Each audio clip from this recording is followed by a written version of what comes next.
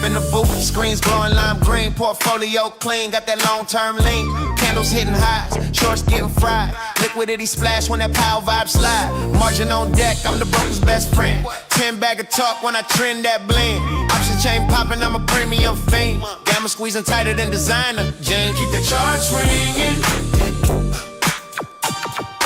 profit bell singing. Every time I scalp that swing, them bears start clinging. We keep them charts ringing. Hey, hey, hey, hey. I goes humming, I'm the rhythm and the tick. Move so slick, my R's all legit. FOMO in the chat while I hedge that heat. I'm the spread between the pain and the sweet. Liquidity pools where the sharks all meet. One bad feel and your week's obsolete. But I'm cool smirking at the Fed presser. Power talk hawkish, I just press lesser. From pre-market coffee to that after hours vibe. Every candle tells a story of the tribe. Bulls push dreams, bears test nerves. We dance on the line of risk and curve. Keep their charts ringing, profit bell singing. Every time I scalp that swing, them bears start clinging. We keep them charts ringing. Yeah, hey. So when the bells sound off and the daylights fade, just remember who moved the trade from LA to the NYSE kingpin. We the ones that keep their charts ringing. Profit bell singing. Every time I scalp that swing, them bears start clinging. We keep them charts ringing. Keep the charts ringing. Profit bell singing. Every time I scalp that swing, them bears start clinging. We keep them charts ringing.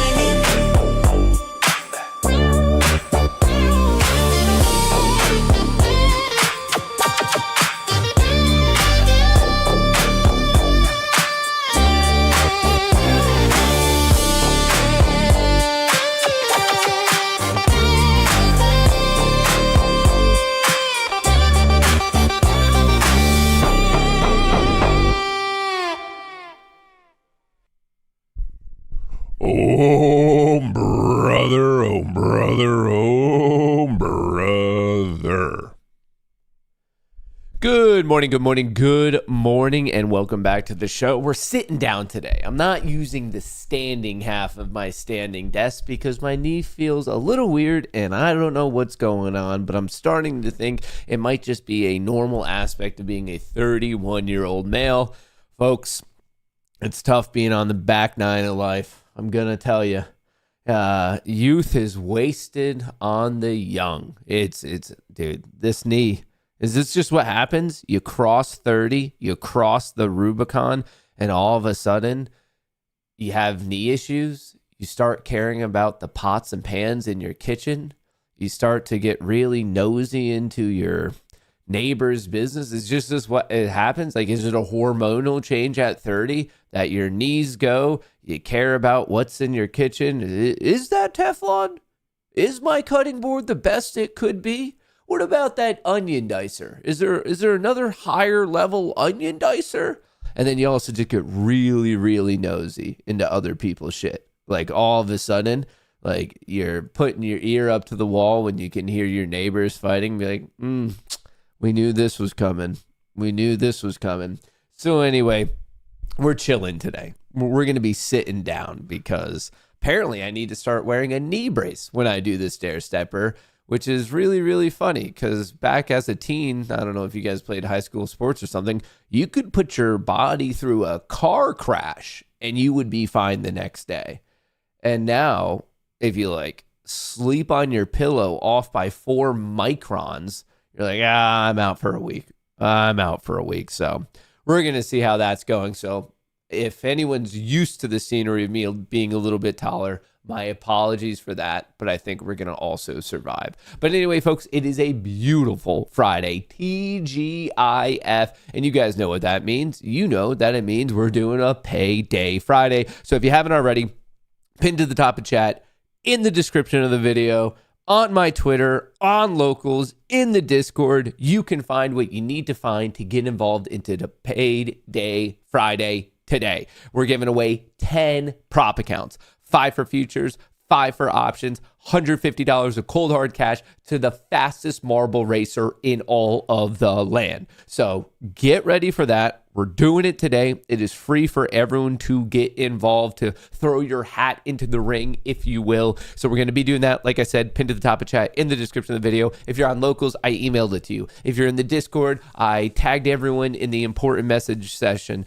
If you follow me on Twitter, it's my pinned tweet. If you spy on me in my apartment, well, you could see that I was prepping it up all morning. So across the board, you should be able to find it. And if you ask me, not only is it exciting because it's a Friday, it's a Payday Friday, but I think it's going to be good because we're wearing the Lucky Buffalo shirt.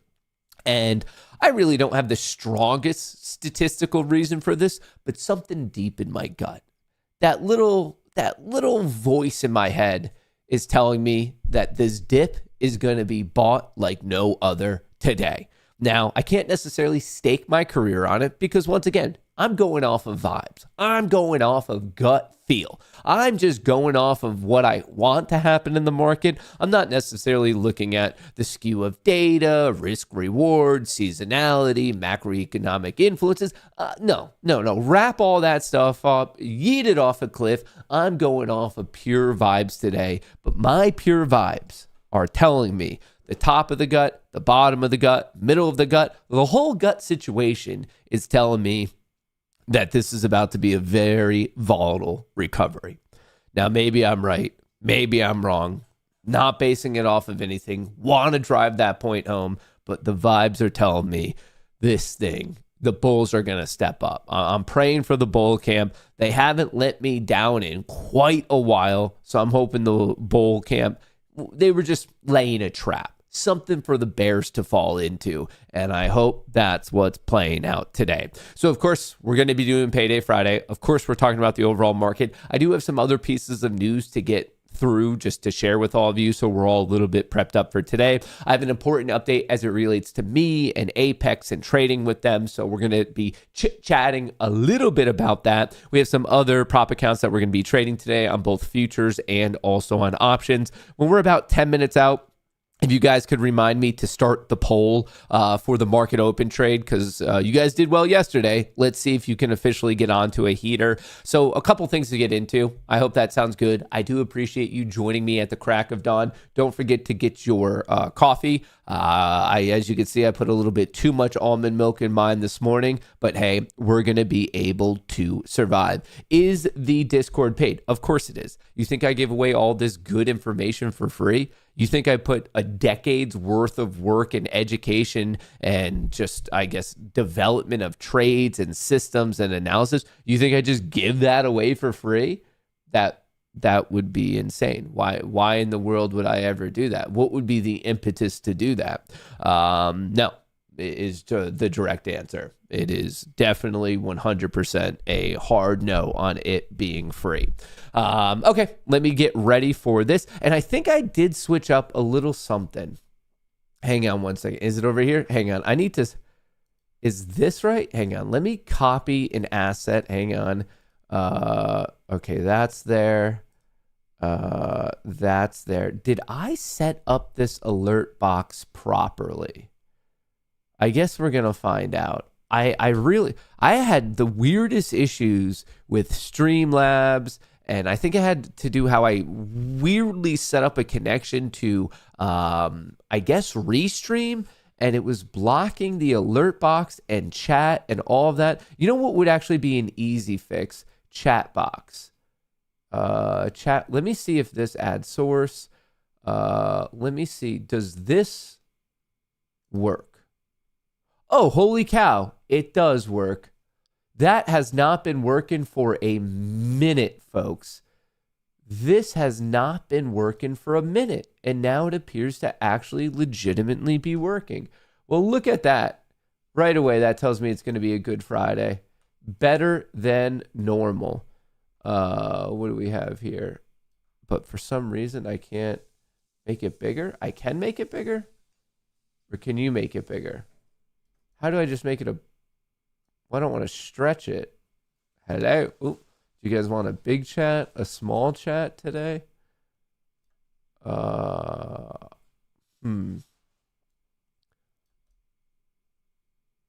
Okay, so that means it must be working. I think, at least. Who actually knows? Interesting.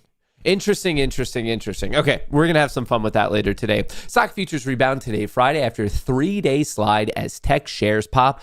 Bitcoin stabilizes. Folks, I don't know if you were paying attention to Bitcoin last night, but everyone was a little bit clenched up because it tagged 60,000. It's officially in excess of a 50% sell-off from the all-time high. 126 just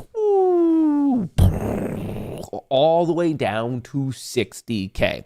Now, if you ask me, there's a real good chance this might be the bottom. If it's not, I'd be looking not much more extreme from here, somewhere around 50K. That's kind of the two main zones that I'm looking at. But obviously for my own investment and probably a lot of your investment in here, I think a lot of us are on the exact same page of like, it'd be cooler if this was the actual bottom. So Bitcoin right here, like I said, bottoming out hopefully at 60K, or actually someone must have been buying it with $1, 60,000 and $1 was the low. Let me switch myself over here. You can see it right here. I love that front run. But anyway, obviously, as soon as we were really clocking this low in April of 2025 at that 75K, that wasn't so good. And we puked right into just kind of this mess that we had from March of 2024 to October of 2024, where it really wasn't trending. So finding support roughly in the middle of it, like literally if you cut this range in half, it was pretty much the dead center that we ended up bouncing right about there. Yeah, a little bit of an overshoot of like the 50% of that overall range. So kind of an interesting level. Is it going to hold? Obviously, I am not clairvoyant. I can't tell you the perfect answer. If it doesn't hold, yeah, I'm just kind of looking into the lower 50s, maybe the upper 40s. That would be like these recent extremes. But here is to hoping that this is the bottom. At this moment, obviously, dip buyers are stepping in. They tried it before on February 2nd. They tried it before in late January. Is this time going to be the time they're right? I don't know.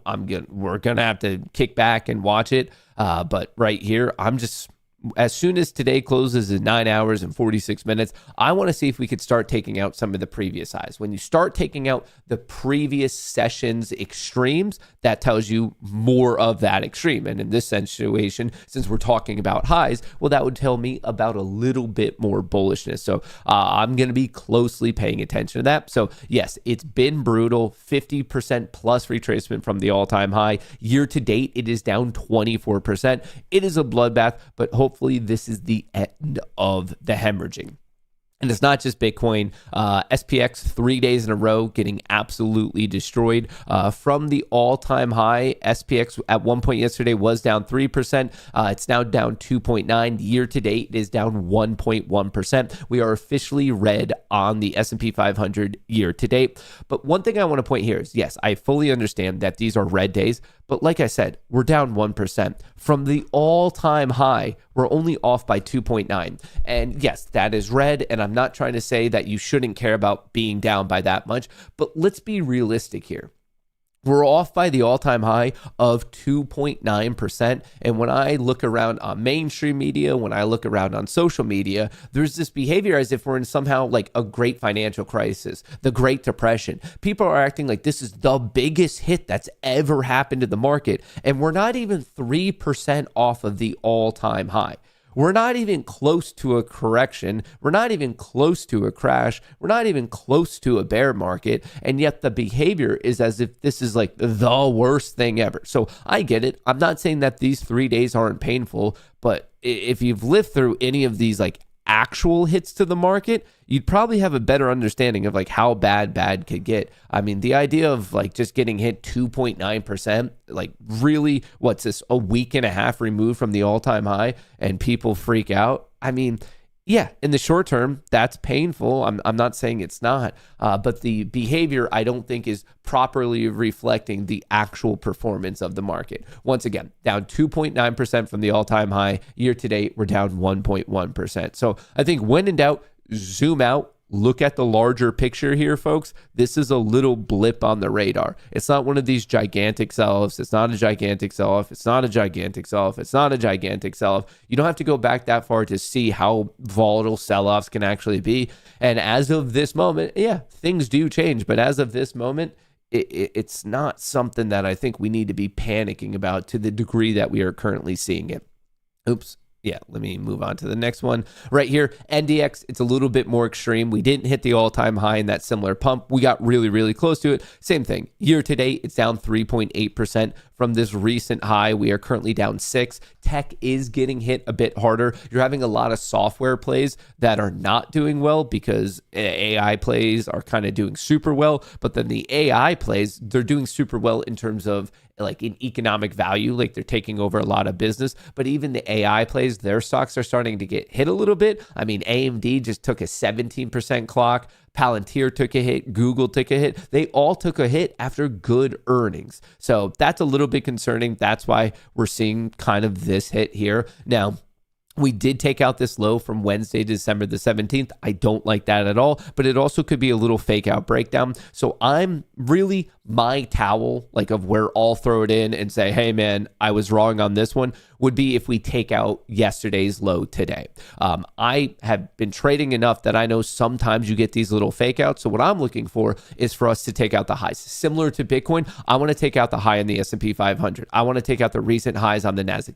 If we start to do that from this moment going forward, I'll actually still feel very comfortable in my like shorter term bullish thesis. However, if we take out yesterday's low today, like I said, I'm going to have to throw in the towel and just say, yep, got this one wrong, and then wait for better signs of a reversion in the market.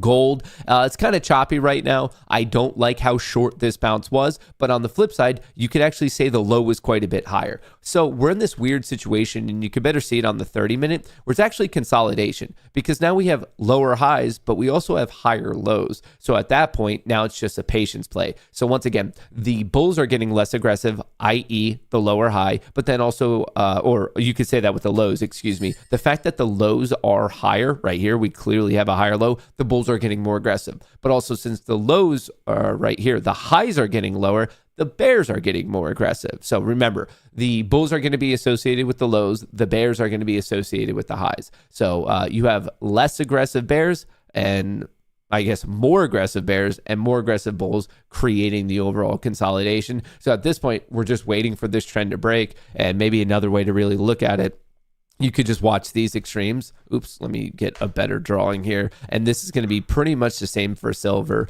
but you're looking at either breaking the recent high or you're looking at breaking the recent low. And that's kind of what we're waiting on. So some pretty volatile consolidation, like larger ranges. And we're seeing a similar situation in silver. Technically, it is a bit more bearish because we did sweep these lows. But look at that. It could be the fake out. And I'm kind of watching the 50 EMA. I think silver has a shot for another reversion if it can get above and close above that 50 EMA. But until then, I would say this is actually more of a bearish setup. Like we are seeing consistent lower highs and lower lows. So across the board, there's definitely more bearish aggression in the world of silver in the short term than there is in gold, at least at this moment in time. Now, of course, the markets are dynamic. It can change at any moment, but that's a clear difference is that silver did sweep the low. So please pay attention to that. All right, so that's kind of the generic setup. Things are painful. I do think social media and mainstream media are making it seemingly worse. And I think when in doubt, just calm down. When in doubt, zoom out and realize the larger picture. Now, of course, if you're doing intraday trading, well, that's the time frame you care about. But remember, you can make money being a bull, a bear, or just expecting the market to go sideways. You can make money in all of those environments. The name of the game is just to identify the trend. Now, what's making the volatility a bit higher than the fact that the market's just taking a hit and people emotionally don't like it is this: U.S. and Iran gather for high-stakes nuclear talks set CENTCOM chief to join talks as the U.S. builds up military forces ahead of a possible strike. U.S. asks American citizens to leave Iran now ahead of the high-stakes talks with Tehran. So when this came out of asking Americans to leave the area, the market clearly didn't like it. You can see it with the associated spike in oil prices. So there's definitely some global tensions there.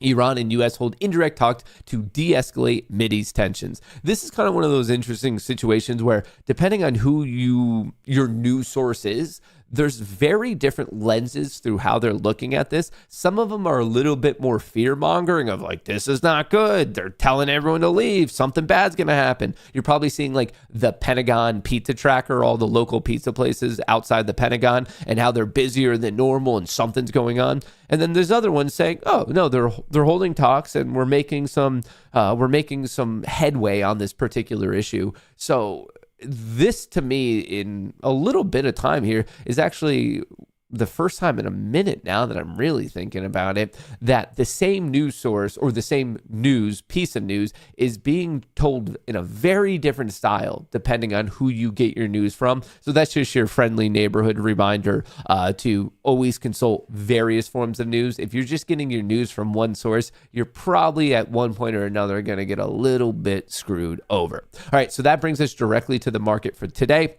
Nothing scheduled. We were supposed to be getting the unemployment report today, but because there was a partial government shutdown, that is now punted to Wednesday of next week. Wednesday, February the 11th is now when we're going to be getting the January numbers. Generally, it's the first Friday of the new month you get the information for the past month, but because of the partial government shutdown, the BLS is, we don't know how to do our job. So now we are officially going to be, as of this moment, it is scheduled for Wednesday, February the 11th. Before that, Tuesday, we're getting retail sales. Thursday, initial jobless claims. Friday, inflation. So a little bit of a busy week. There's some bond auctions, 30-year note auction, 30-year bond auction, some inflation numbers, some retail numbers, obviously some job numbers. So it's going to be like not the craziest week we've ever seen next week, but it's going to be a good one. Definitely pretty much per day we have stuff to chit chat about. Also, we're still in earnings season. Just yesterday, we heard from Amazon. Amazon stock falls 10% on $200 billion spending forecast and an earnings miss. Strategy, aka MicroStrategy, aka that company that is just tilted long on Bitcoin. Strategy sinking stock in $12 billion quarterly loss puts the policy of don't ever sell your Bitcoin to the test. Once again, if this company, if the Bitcoin cohort can weather this storm, obviously a congrats to them. But as of this moment, and remember, it really is an emotional machine here, the market, the sentiment is pretty freaking bad. Now, I do want to clarify, I do see stuff about, oh, they're going to get liquidated, they're going to get margin called. They're not. If you look at the actual details of MicroStrategy and their debt covenants and the dividends, they can just stop paying them. So this idea of they're going to have to get out to make good on their debt, like on the dividends associated with their debt covenants, it's just not true. They can literally just stop paying their dividends, which means that they wouldn't necessarily be forced to do the sale of their Bitcoin. So this idea of Strategy getting margin called, they have many, many, many tools at their disposal to not do that. So this idea, I see it all over on Twitter of like, if Bitcoin hits this level, they're going to get margin called. Folks, it's simply not true. I know it's a good story. I know it gives interesting levels to pay attention to. Maybe you're rooting for it. Maybe you think it's going to be the worst thing ever. But I'm just here to tell you that it doesn't work like that. If you like, and it's getting into the world of the nerdy finance aspects of their deals. But if you look into the very specifics of their deals, no, it does not work in this concept of if it goes to a specific level, they get margin called. That is just not how the deals are set up.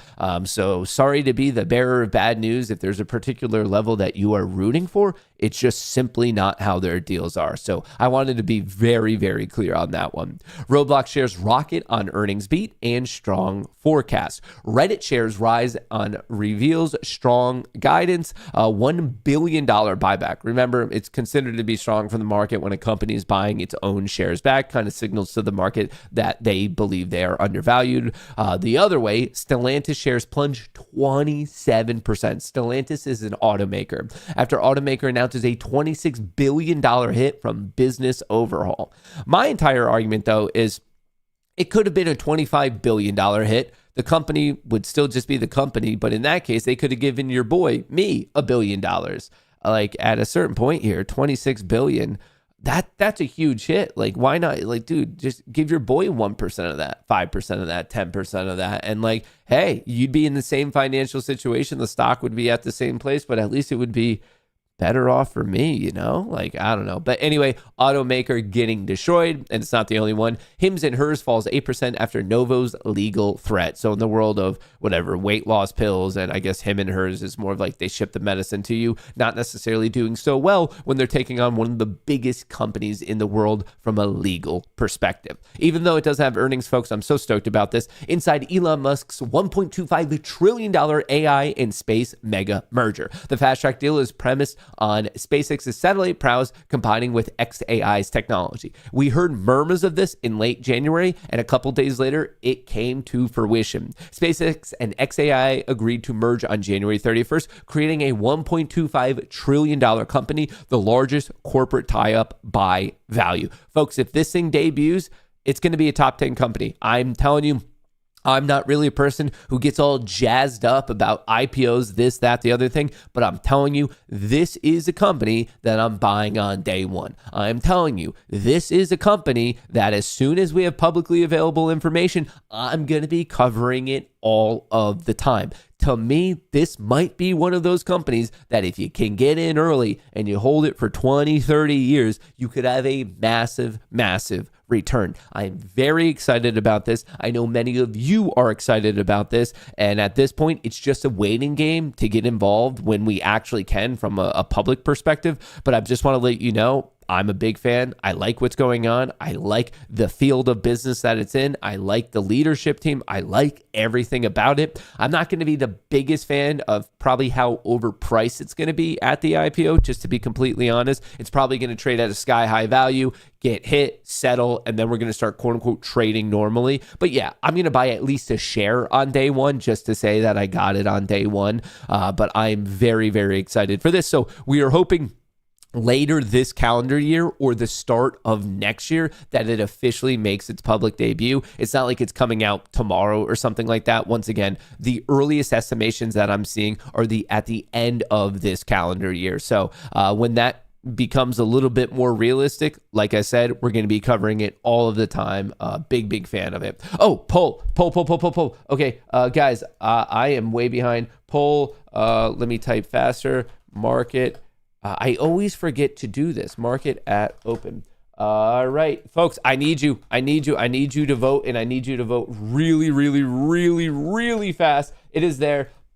Rumble, vote. If you haven't been here before, at Market Open, we degenerately buy a bunch of either calls or puts, and we see if we can make some money. It's complete degeneracy. You guys are trading my account. Can you guys make me the money to pay you guys for Payday Friday? That is the question at hand. What time is it? All right, I have exactly 60 seconds. Exactly. Thank you for the reminder.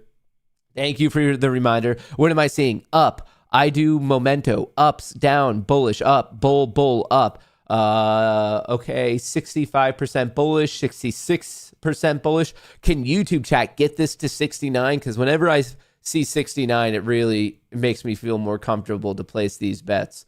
It makes me a little bit more comfortable to place these bets. Okay. All right, you guys are leaning bullish this morning. We're going to end the poll. Both Rumble chat and YouTube chat are leaning bullish. Here's the name of the game. Basically, I'm looking for the very first pop of the day to be bullish. If it is, we're going to make some money. Let's get ready. Where are we trading? 37. Right. Yes, this is the proper one. I hope it is. All right, where are we? I'm going to go as fast as I can. I have 4 seconds. All right, 3, 2. Good. Market is open. Confirm and send. Nope. Wait.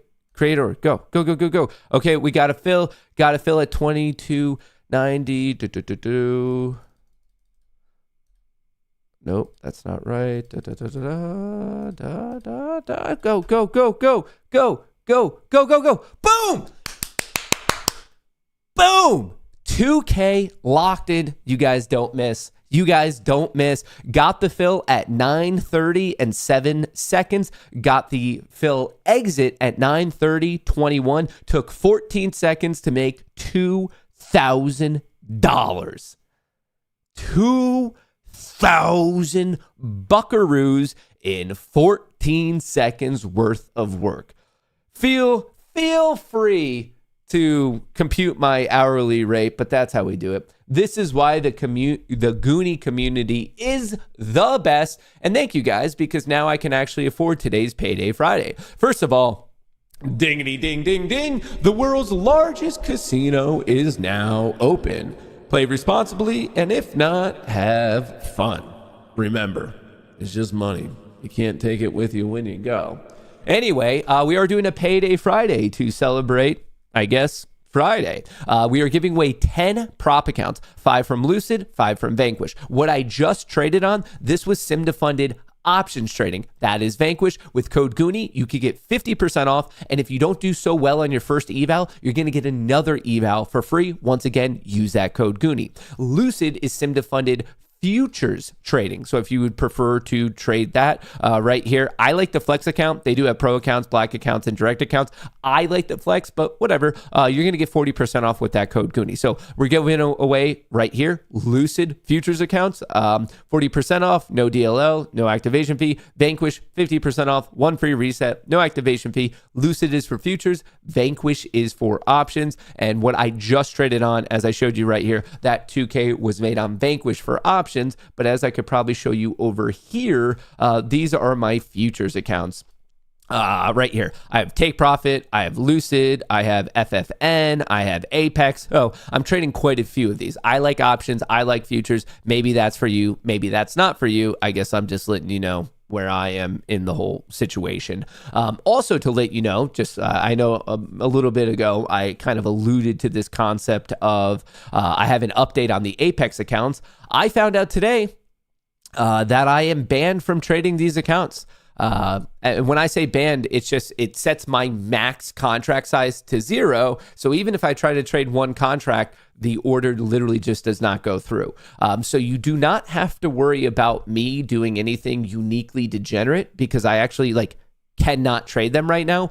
And I have a feeling what's going on is my accounts are officially in review from the risk management team. Just talking to some of these other people who've had a 7-figure payout, this seems to be par for the course of they literally go through and review your entire accounts history, all of your trades. Sometimes it could be a lengthy process. I've been trading these for over 70 days. So not only 70 days of trading to review, but all the individual trades. So I think my account is now officially in review for these 15. And so I guess I don't have to worry about protecting myself from myself because they are officially frozen. So of course, I've live streamed this entire event to you. I have live streamed this entire saga from October 21st all the way till now, November, December, January, 3.5 months worth of trading, starting these accounts at 50K, running them up, already securing $150,000 in profits of payouts, already secured, and now just the leftover is net ahead $1 million. Technically, $1 million plus an extra $3,000. So right now, I believe there's a chunk of people who have gotten 7-figure payouts from Apex. That is true. And I think the record payout's like 2.2 or 2.6 million or something like that. So unfortunately, I'm nowhere close to the record payout, but I can hold my hat on the fact of I'm the only person who has streamed all aspects of getting a 7-figure payout. And please correct me if I'm wrong, but I found no evidence of any other human on God's green earth streaming the entire thing. I believe I am the only one who has done it at this high level of a transparent manner. I streamed the entire event. I gave you daily updates. I did monthly reviews. We had all the reviews. We had the daily posts, and we streamed every single day of it. So can I say I have the record payout? No, but I can say I might have the record payout if it gets approved of the first streamer to actually do the entire thing. So pretty excited about that. And hey, just to let you know, that's just on these 15 accounts. I can trade the other accounts. Like I could trade the other Apex accounts. And of course I could trade the Take Profit, the Lucids, the FFN. So I just want to clarify, just to not confuse anyone. It's only these accounts right here. The 118 down to 115. Those are the only ones that are frozen. Those are the only ones that are frozen. So I'm just kind of, I suppose, if I see, I'm going to do my normal trading, of course, but I just won't be able to trade on literally all of my accounts. It's just going to be, I suppose, some of these accounts. All right, what do we have? What do we have? All right, so we did Vanquish. Well, I already hit my trade there. So if you want Vanquish, like I said, code Goonie, we're giving some away, those accounts today. Lucid, that's for futures. Code Goonie, you're going to get a nice discount. We are doing Payday Friday. And then other than that, you guys probably, if you're here, you probably want to see the momentum. You want to see the structure. But in a nutshell, I am hoping for a Vanna rally today. Now, if you've never heard that term, Vanna rally, I can show you guys that... Actually, let me bring up a tool that I don't show you often just to kind of illustrate a point here. Just to illustrate a point. Okay. Okay, the yellow, I'm on the wrong side.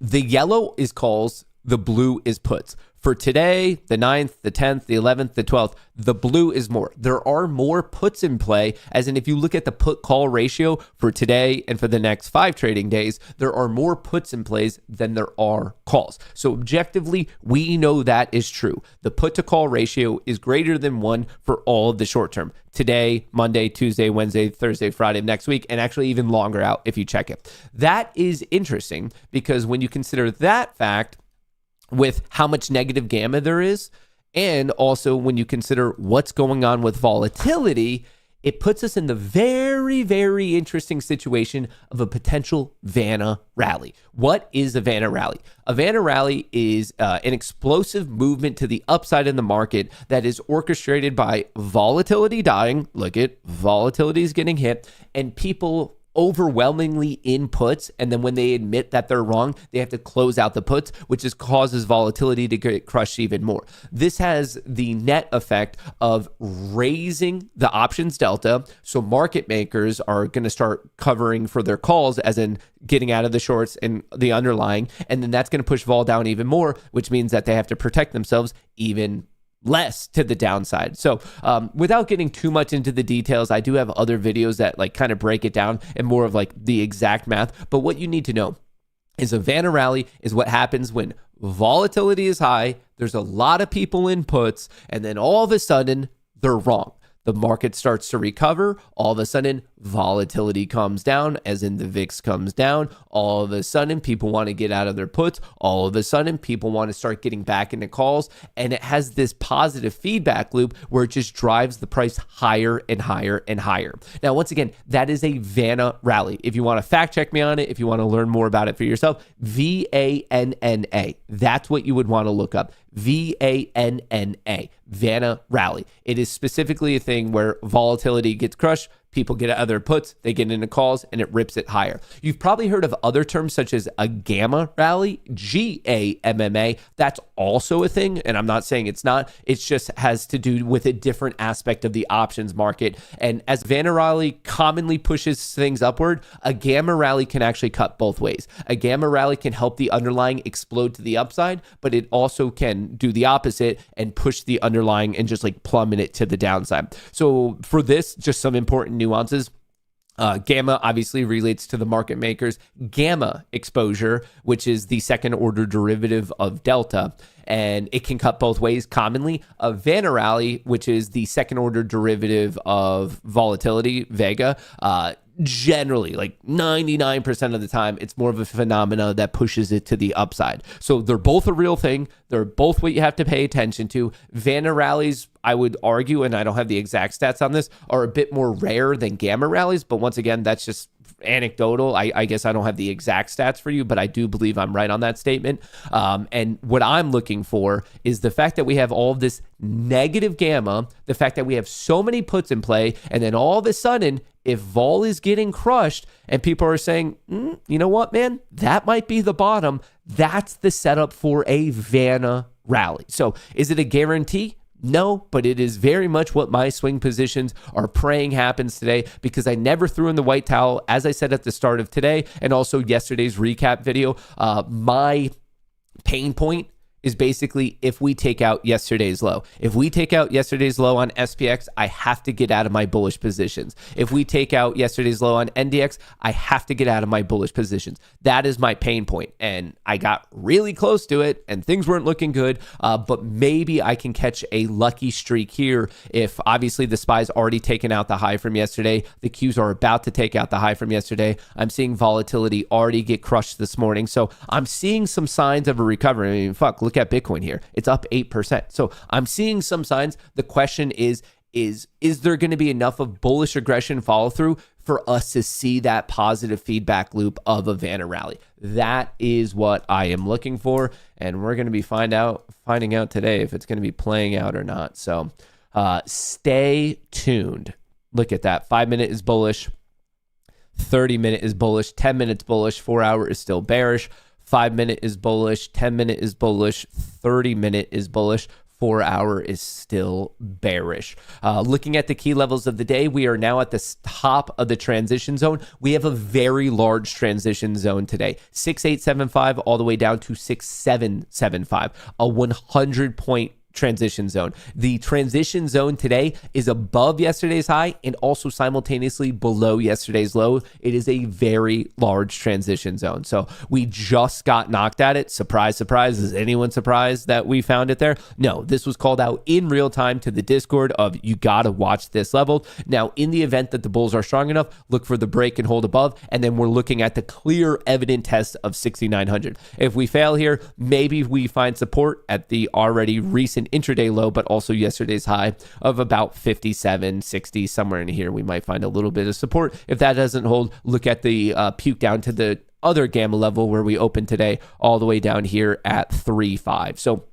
we're honestly just watching the big player positioning today. And wow, I'm actually really impressed that we are only 12 minutes into the day and we already ripped to the top of the transition zone. And above this is where the market makers are going to start assisting us with our trip higher and higher. Now, obviously, I care very much about the test of this key technical, psychological, and gamma level of 6,900.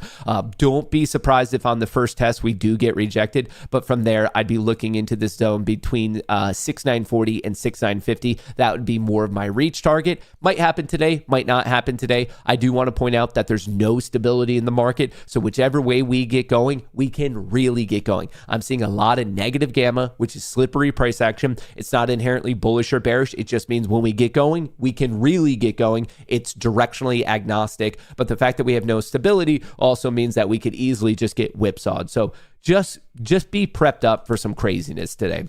But other than that, I love the fact that we took out the high from yesterday. I love the fact that we're battling it at not only the key intraday level, but also we're right here at the 50 EMA. So if we can get above and close above that, that's a big fucking win for the bull camp. NDX does have more distance to go. Not only is it not at the cloud, but we do also have to take out even yesterday's high. So I'll be watching that closely. Looking at gold, it's still in that consolidation. Silver, trying to not be so bearish, but the trend is currently bearish. Bitcoin, it is bearish, but it's getting a pretty solid bounce off that low that we saw at 60,000 around 7 p.m. last night. But look at this, even the 30-minute is trying to pump there. So we're seeing some early signs of a potential recovery, but you don't really know until it is donezo.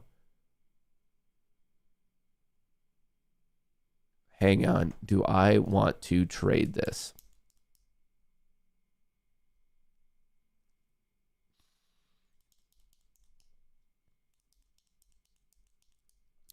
Hang on, hang on, hang on. I'm trying to make some early morning decisions here.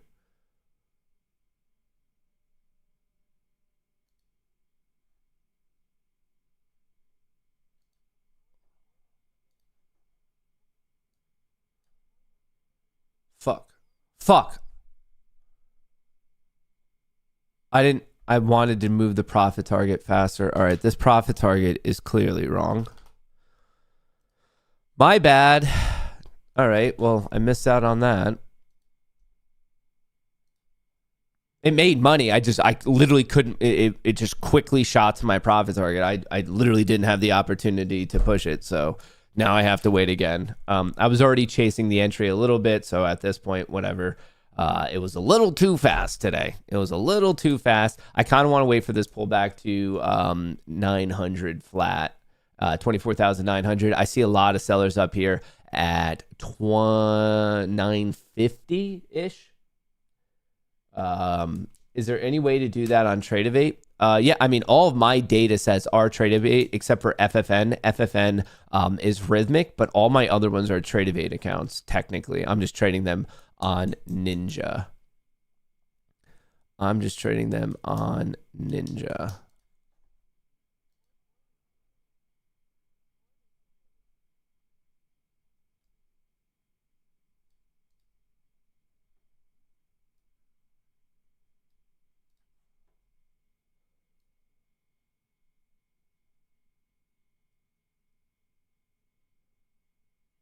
All right. Seems a little bit better of a setup now.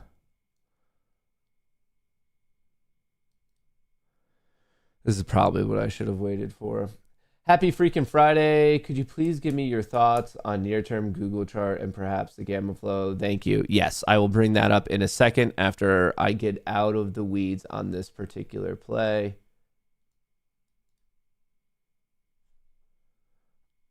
I just need to get out of the weeds on this particular play. Come on. I just needed to hold, like I said, the 900 level. That's what I care about. That's what I care about, and I'm sticking to it. Right about there. Updating my risk. Updating my risk.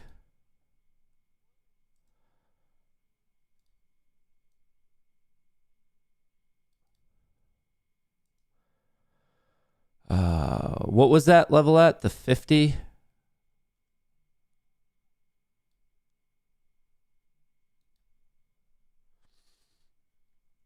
Hang on, let me check out. They're still at 50. And then those guys are at 60. I guess in a weird sense, I'm betting on this actually breaking. I don't know if I like that play as much as I thought I did.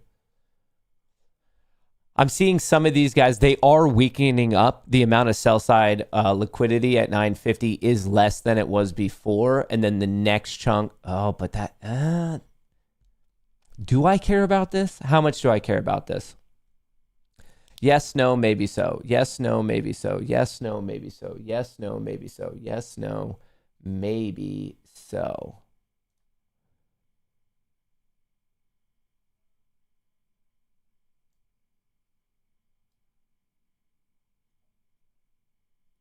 Yes, no, maybe so. Yes, no, maybe so.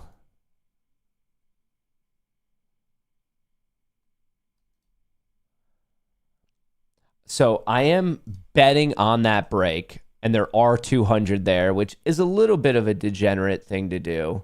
And then the next level is 60, which is why I'm front running at 59. Obviously, I have two of them, so I'm trying to unload one, and then obviously I'll move the stop to break even on the other. But it is running into this wall, which was the risk I was willing to take. I don't know if it was necessarily the best risk because the issue here is if it does break, it's going to rip. We're just running into this issue at 50.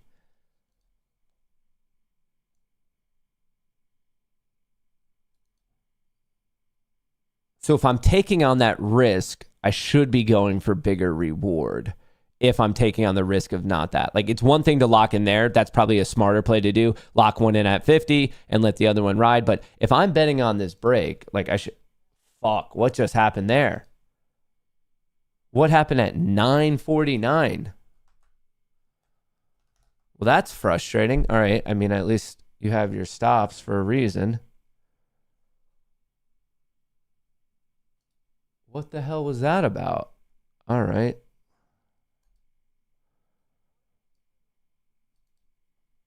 All right, we're back to where we should be. That was a dump from 50 all the way to 9. Just a classic. Jeez. That was aggressive. Got knocked out of one, but whatever. It's positional management. Sometimes it's going to be what it's going to be. Come on. I just need this to break above 50 right here. I'm just watching this wall of sellers. Like, there's 200 of them. That's a sizable position for NQ. It is a clear wall. If we break, I think we easily go another 50 points. But that's a big freaking if right now because they are holding strong. Sometimes we see these plays, and when you get close, they pull the order. This either individual person or grouping of people are not pulling their order. Come on, we're like getting super close. We're testing it. There we go. All right. Will we get follow through? All right. Moving one to break even. Freebie play. Moving the risk on the other up. Trying to lock in one right here. Come on, lock it in. All right. One locked in. Stop on the other to break even. And we're going to go 97 on that one. All right, so secured 500, and then we have a runner. There we go. Easy peasy lemon squeezies done in front of all y'all. And then my smaller accounts, as you can see, I'm trading some 150K accounts. Just seems to be, why did that not work? This should be popping up right now. Hey, Matt, can you look at Intel, please? So, all right, I will look at Intel, and I will also... Why?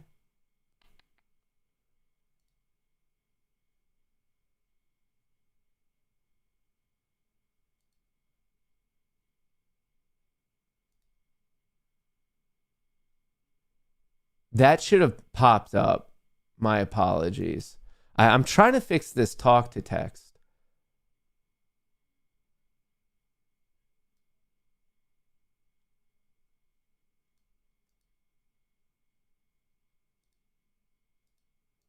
I don't know why it didn't.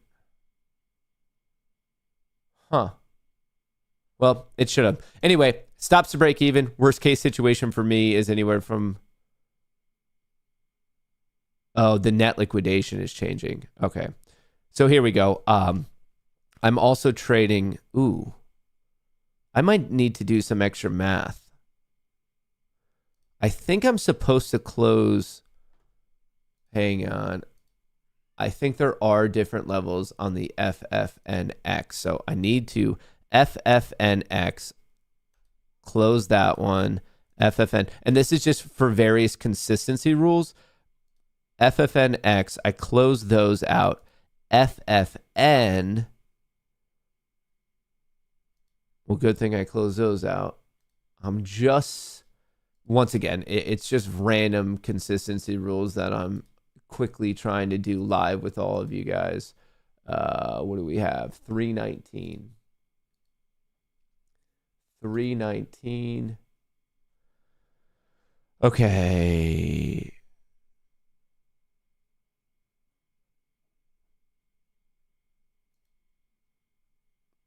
Hello? Should I not? Am I on the wrong account over here? All right, so that one, the stop at break even got hit. Unfortunately, that's completely fine. I locked in 500. I don't mind that in the slightest. But what I am in real time trying to figure out is why weird stuff is happening with these accounts.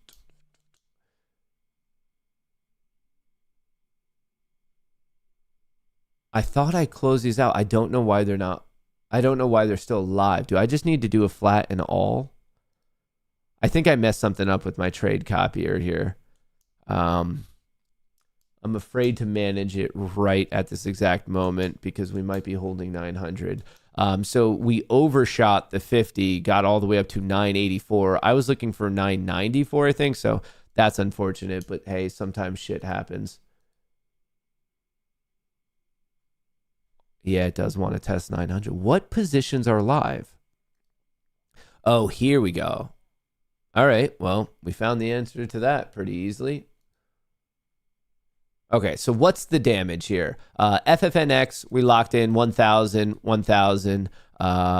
The fresh Apex accounts, 500. Well, all the other ones basically anywhere from 400 to 500. So we're in a good shape. We're in good shape. We had a runner. The other one, as soon as the initial profit was hit, it unfortunately went to break even, and that's it, because I don't feel like getting caught up in these types of situations. And if it starts to bounce, of course, I'm going to be getting back in. Of course, I'm going to be getting back in. All right, so let me write these down before there's a request for me to look at Intel. There's a request for me to look into Google. All right, I have those two written down. There's a request for me to look into AMD. So I have those three written down. I'm not going to forget you guys. I got it. I just want to see what might be happening at the change of the hour here. I just want to see what might be happening at the change of the hour.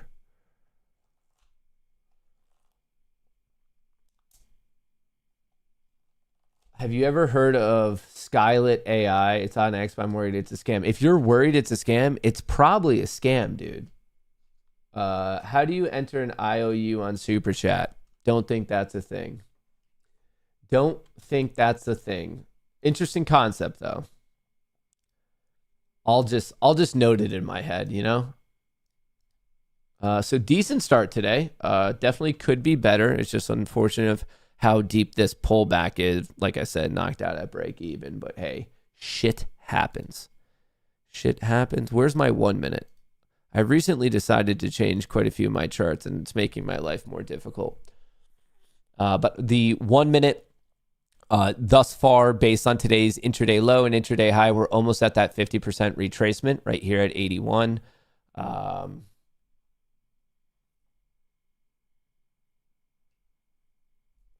I don't really mind this. Okay, I kind of mind that. Enhance, enhance, enhance. I'll take a stab at it. I'll take a stab at it.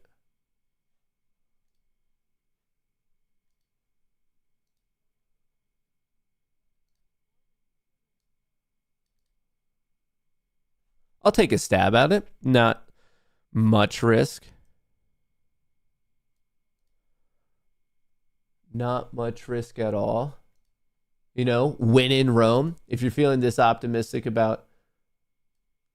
Oh, okay, maybe I'm feeling less optimistic. Get away. Well, I'm taking on minimal risk on this one. Maybe I could catch the bottom. Really what I'm seeing is, hey, our buyer is going to come in at the, right here, this 50, the 50 bar, 50 EMA for the 1 minute bar is probably the most cohesive way to say it. And if it retouches it, I'm out. All right, stop. Like I said, I wasn't even... Okay, why did these... Okay, no, that's right. To not trade those. That's proper.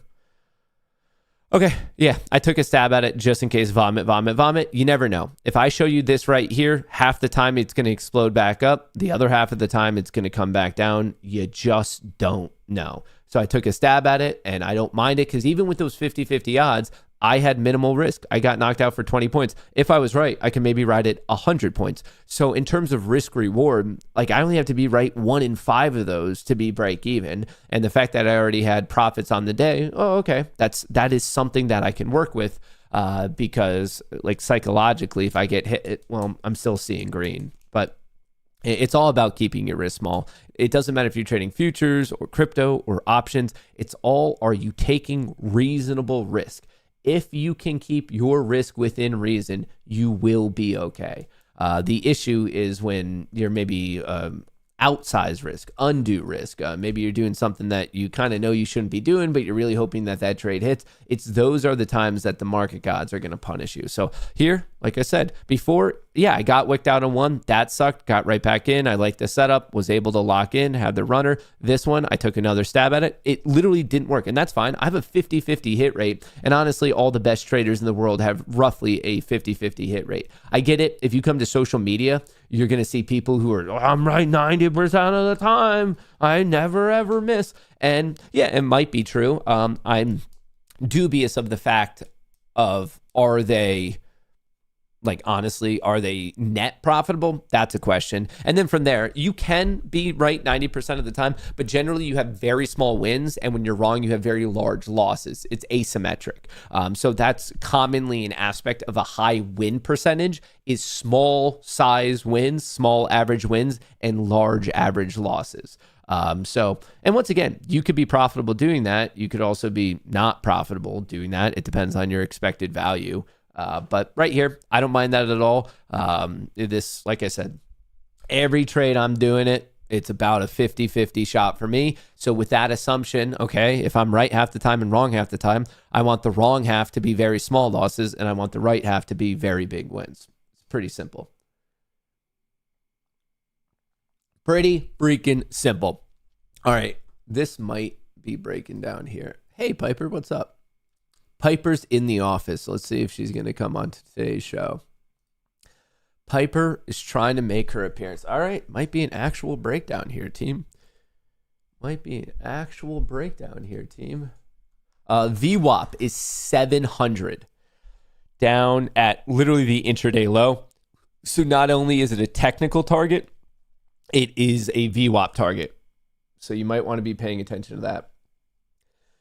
You might want to pay attention to that if this low right here, we're at the low that we saw at 937, a little fake out here. If it starts to recover from here, I do find that to be interesting. The risk is about 50 points, probably a little bit wider than most people want it to be, but something to point out.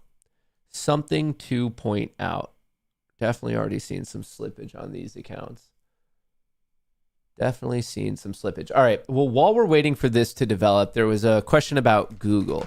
It held the 50 EMA. It's bullish, higher highs, higher lows, all-time high, held the 50 EMA. Overall, it's looking decent. The Mag 7's getting beaten up, but with respect to Google on the day, it's also getting beaten up. But once again, that's just today, not really commentary on tomorrow, next week, or anything like that. I want to see it hold the 50 EMA. I want to see it hold this 300 level. Overall, it's clearly strong. For anyone to argue this is bearish on a swing perspective, that's just crazy. So right now, I think it's long and strong, and the dips are to be bought. Someone was asking about Intel.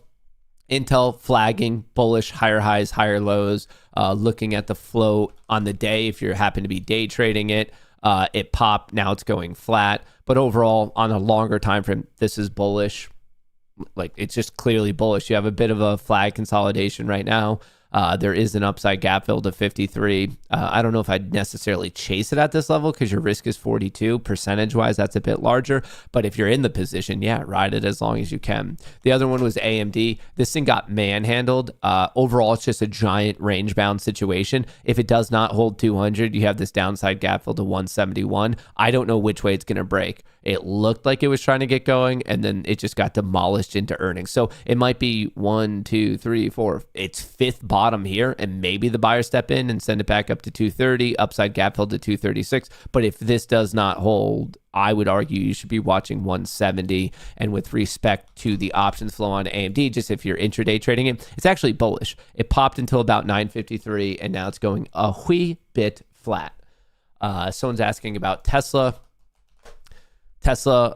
It's bearish, shoulder, head, shoulder. I wouldn't get too worried about it until it breaks below 380 because that's actually a snap of the neckline. So it could end up just being a double bottom that returns. But recently you do have lower highs and lower lows, and it's below the 50 EMA, but it's awkwardly in between because we haven't snapped the neckline, but we're also not recovering quite yet. So it's kind of what happens first. Are we going below 380 or are we getting above 440? So you have to kind of wait for one of those to play out. So I would say more neutral in the short to medium term. Long term, I obviously still like it. If you're intraday trading it, it's jagged, maybe a little bit more bullish than anything else, but overall the flow is pretty jagged. Coming back to the Mag 7, it was bullish until 952, getting hit. Looking at the S&P 500, straight up, well, no, just a tale of two stories right here. We ripped until 953 and then it got hit. Looking at the S&P 500, like I said, if we didn't hold this 75 level, I literally called this out to all of you. I said, look for the reversion back to yesterday's high, and that's exactly where we are right now. I'm looking for this to hold. If it doesn't hold, I'm looking for the intraday low, which is another important gamma, whatever level to be paying attention to. I'm not quite interested in buying the dip yet, and that's because my data is not working. Shit.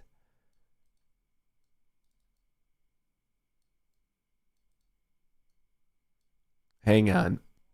I might be missing out on important stuff because my data stopped.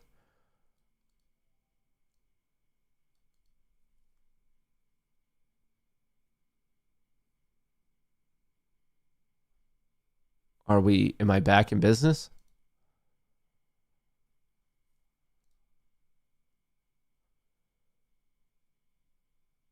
Maybe.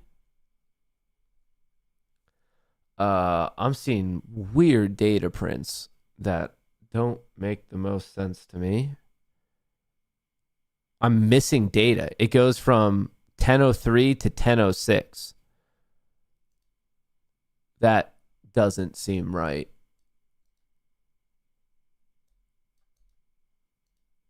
How is that possible? I'm literally just missing a minute worth of, okay, and now I think I finally have it back, maybe.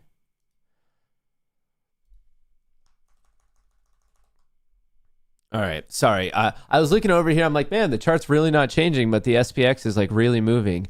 At this point, yeah, it was a trend right here. I tried to take this bounce. Nope, it failed. I probably could have gone short with targeting 700, maybe 720, something like that. But we are very quickly coming up on VWAP. Very quickly coming up on VWAP. The 5-minute and 10-minute on ES are still bullish. So 5-minute on the NASDAQ is actually breaking down. So I would say that this 5-minute bar is a pretty important one of, are we above it or below it? Here's a look at the intraday movement on the NASDAQ thus far. Silver is popping. Various prop firms are stopping their traders from trading all metals at this point, which I do find to be funny. They say it's for volatility. I think it's because too many people were just YOLOing in one direction or the other. And if with a 50-50 guess, if they got it right, they were making a bunch of money. So let's see. But yeah, I don't know. This data print at 10:05, I'm not seeing it. Hey, Piper's here. Why can I not? Yeah, I'm literally missing data. It goes 10:03 to 10:06. I'm missing a minute worth of data. That's pretty strange if you ask me. But I guess it's gonna be. Do I have to maybe like switch it up and then reload it? Loading, and then like maybe if I come back to like, will it data series, data, reload all historical data. Let's do that. Let's see what happens if I click reload all historical data. There we go. Now we're back in business. We got the data we were missing. Well, that's a little trick right there for you. If you feel like you're ever missing out on something, just hit reload all historical data. And it just loaded in for me there. That was a bit strange because I'm seeing it on TradingView. I was missing the 10:05 bar, and we're back in business now. We're back in the business. We are back in the business. So, all right, we're rocking. We're live. I do not want to take that long. Icarus will not be firing that. And if Icarus isn't firing it, I'm not trading it. The Russell is getting a huge pop today. It's up 2%. I'm liking it. I liked it a lot better when the Qs were at the high from yesterday at 605. because I happen to have a lot of put credit spreads sold at 605. So it's not nice being in the money on those. So I'm very much hoping that we can somehow, what is this, 26?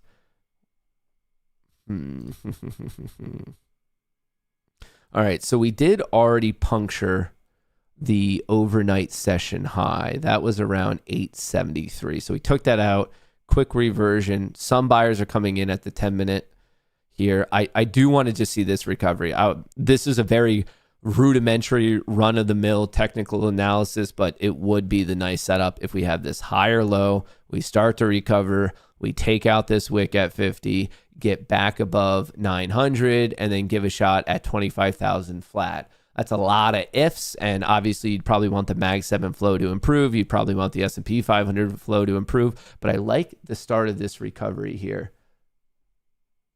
Do I like it enough, though?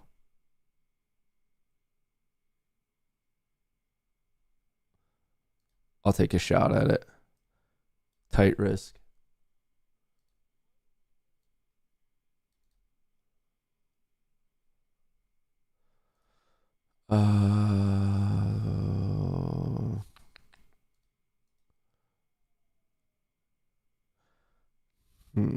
The FFN accounts are down. They've locked in a loss of 1,000. So I can go for, on these bad boys, the max would be 2.5 based on the consistency rules. Okay, so I'm good with these accounts, the FFN accounts. These are my only 50K accounts at the moment, just to show them to you right here. The max I can go is 2.5. And then for these accounts, that's not really my profit target. I'm just setting it up. All right, at this point, we're doing a freebie trade. These are my favorite types of trades. At this point, we are doing a freebie trade. These are my favorite types of trades. Bounce dead cat. I don't think so. I think it's more likely than not, just looking at the positioning, that this could actually just be people getting knocked out of their puts, and then it becomes a positive feedback loop. But I don't know. I'm taking a stab at it. It's a freebie trade for me. Like, my stop's just at break even. So if it hits it, that sucks, but whatever. Like, no sweat off my back. It's a free trade. It's a free trade, which are my favorite type of trades. Whenever you hear me say a free trade or a lotto ticket trade or something like that, it just means that my stop's at break even. So the worst case situation is nothing, and then the best case situation is me making money. So if it doesn't happen all the time. In fact, the math of it is it happens about 1/3 of the time. So when I take these trade reversals, which you can better see it on the 1 minute here, right here, down, down, down, starts to recover. Probably a better entry would have been around 8:10-ish, 8:12-ish. I was a little bit late to the game, but hey, that's all right. It works about 1/3 of the time. So 2/3 of the time I'm getting knocked out for break even. That's the common result. It's all right though, like whatever, because if 2/3 of the time you're out for break even, the other third of the time you're catching the entire new trend.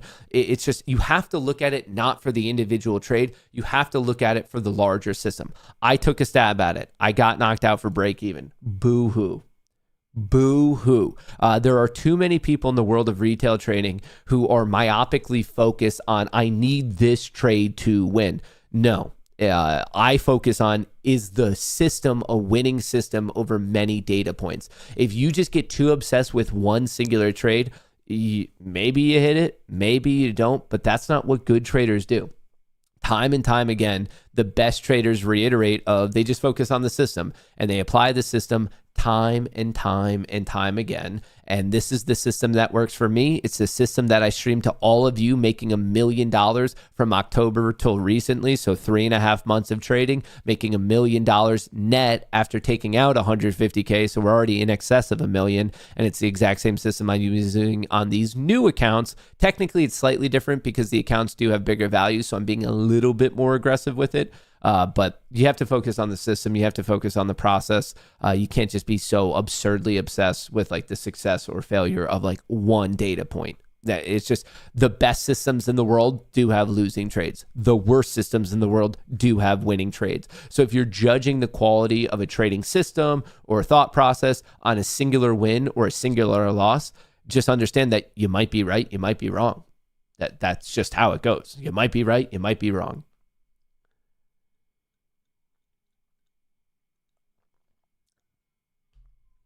Thoughts on Oxy? I have no special thoughts on Oxy. There's just too many other things moving in like a exciting manner right now that, remember, we all have a finite amount of capital. So you should theoretically be paying attention to the ones that like give you the best opportunity. And right now, Oxy just like, it's not doing much. Like the oil energy sector, there are periods of time where that's the exciting thing. But right now, based on what's going on in metals and tech, like that's the exciting sector to be in right now. Whether bullish or bearish, it's where you get the movement. You make money from good movement. So in terms of an active trade, Oxy, it's just not moving much.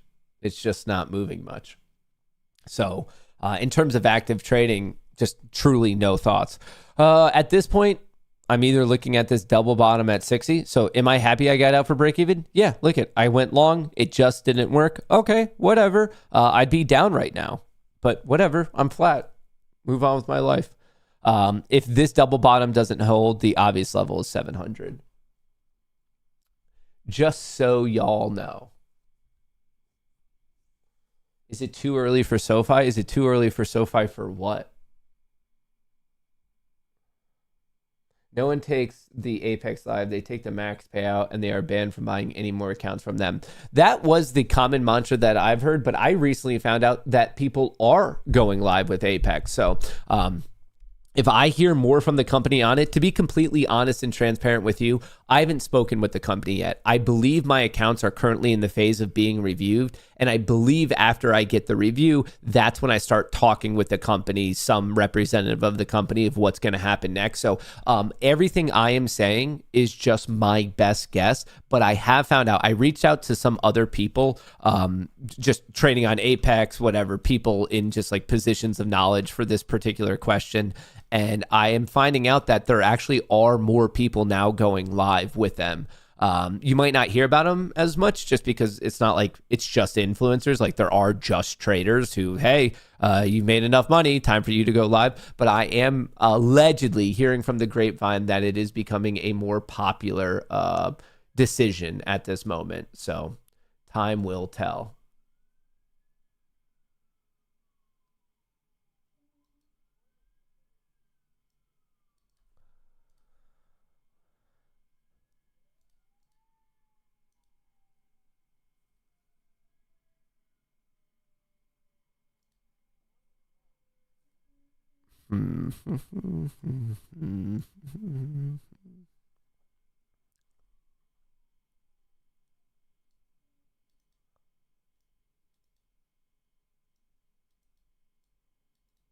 All right, I'm just updating my risk.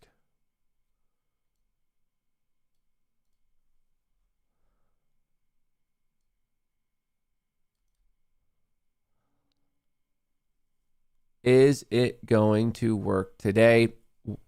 Probably not.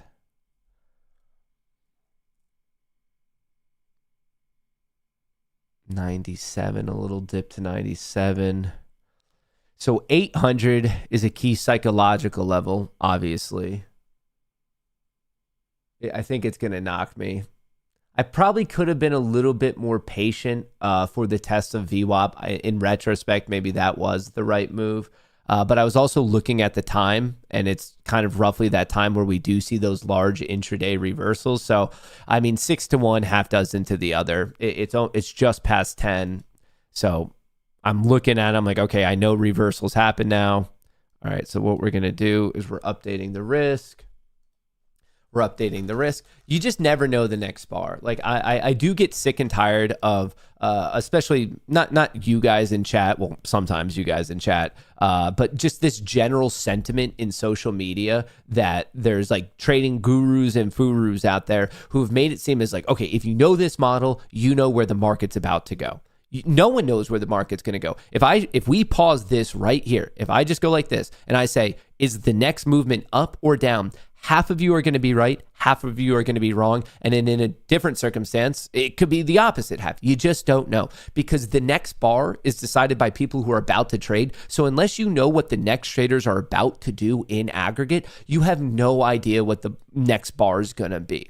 So this idea of like predicting where we're going to go in the short term, it's literally, from a mathematical perspective, it's indistinguishable from noise, as in it is randomness. I've said this a million times before, but just for anyone who's new, I do want to reiterate it to you. If you look at any time frame sub the daily chart, the data is perfectly 50-50. As in, if you look at the amount of green bars and the amount of red bars, it is 50-50. Now, that might be surprising to some of you, especially to the newer audience members. You're like, that doesn't sound right. It is right. What's different is the size of those bars, and we do generally skew to the upside. But once again, if you are below a time frame of the daily chart, so if you're looking at whatever, 4 hour, 2 hour, 1 hour, 30 minute, 10 minute, 5 minute, 3 minute, 1 minute, 100 tick, 500 tick, it is 50-50.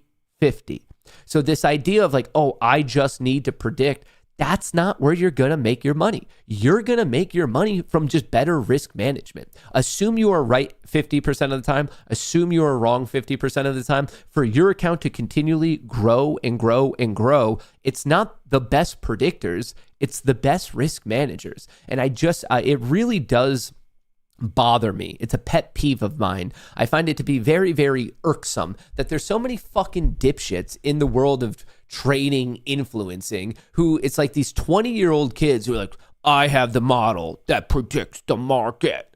No, you fucking don't. No, you don't.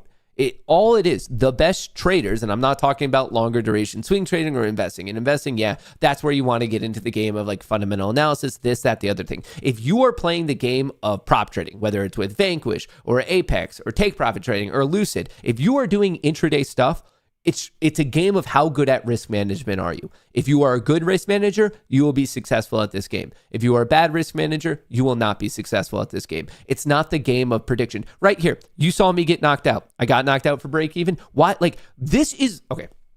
Honestly, what's happening right now is the perfect lesson of the day. The exact same setup, the exact same one. I try to take it here at 10.10. The market was getting hit. My thesis is that the market was going to bounce because of the option structure. It started to bounce. I got in. It started to go. I moved my stop to break even, and it came back and knocked me out, and it dipped even further. I was out at 824 for break even. It went down to 743, 80 points. I would have been down by $1,600. But no, I protected myself. The exact same setup happened again. And this time I'm in a little bit higher. And this time I'm up 1.3K and running with the exact same setup. This right here, if I show you this setup looks no different than this setup. It's the same fucking setup. And yet in one example, I got knocked out for break even. And if I held on to it, it would have actually gotten legitimately bad. In the next one, it worked beautifully. This is what I'm trying to drive home, is there's too many people trying to pitch the average retail trader. If you learn their model, you're going to know where the market's going to go. I look at the market completely differently, and this is exactly why the Goonie trading community is the best, is because we actually understand the market. You don't know where it's going to go. The best traders are the best risk managers. The next bar could be red. The next bar could be green. It could be any size. I don't know. I don't know what high frequency traders are about to do. I don't know what Trump's about to tweet. I don't know what Elon's going to tell the world that he's a reptilian and what that's going to do to Tesla stock and then thus the Nasdaq. You don't know what you don't know. That's it. Like, that's the end of the story. And because of that, when you're in situations like this, you just admit to yourself, you don't know. And honestly, I should probably be moving this to break even. It's about to hit it. Unfortunately, it's going to knock it out. I could leave it at this low because that's extreme. What time is it? It's 10:23. If we bounce out of here, I'm obviously moving it up to this risk point because it still could hit VWAP. Because once again, you have to admit you don't know what you don't know. And a lot of the market is shit we don't know. But the one thing you do know, the one thing you can be in control of is your risk. And I do need to watch this right here. This is mainly what I'm paying attention to, is the point of control is this yellow line. That's just where the most volumes traded at. So the most volumes have been traded at 800. I'm hoping I'm going to get protected by that. But if not, my risk is just below it. It's technically 10 points below it. So I'm hoping that this can hold. I do see a little bit of buyers. It's not as many buyers that would make me feel comfortable. And I don't know what's going on with Bookmap today, but this thing is moving like no other. Do I just not have it set up properly? The recent swing low, which is not confirmed yet, is 806, and I would love to move my risk up to there. Okay, cool. I can do it on that pop right here, 806. It kind of sucks. It's not the best because, yes, they might just want to retest 800, but just for the sake of me driving home exactly what I'm talking about, you have to protect it. If we take out this low, yeah, I could leave it at this low. I mean, there's nothing wrong with that, I guess. Like, it's just a little bit more risk. And technically, I would actually argue this is a better low to base your risk off of because you are at least protected by 800. But the question is, do I want to take on another 15 points of risk, which is about $300? And it's just since I'm here really harping on this concept of risk management for this example, no, I'm going to leave it here. That's the swing low. That's where my risk is at. It is what it is. Your VWAP is higher. Well, it's probably because you didn't set up VWAP properly. Mine is anchored to market open at 6 p.m. Yours is probably anchored to regular trading hours at 9:30. I would assume is the difference, if I had to guess. If I had to guess. Right.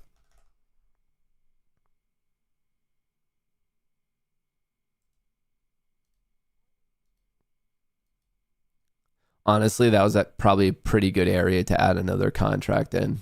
I was in teaching mode, so I wasn't thinking much about it.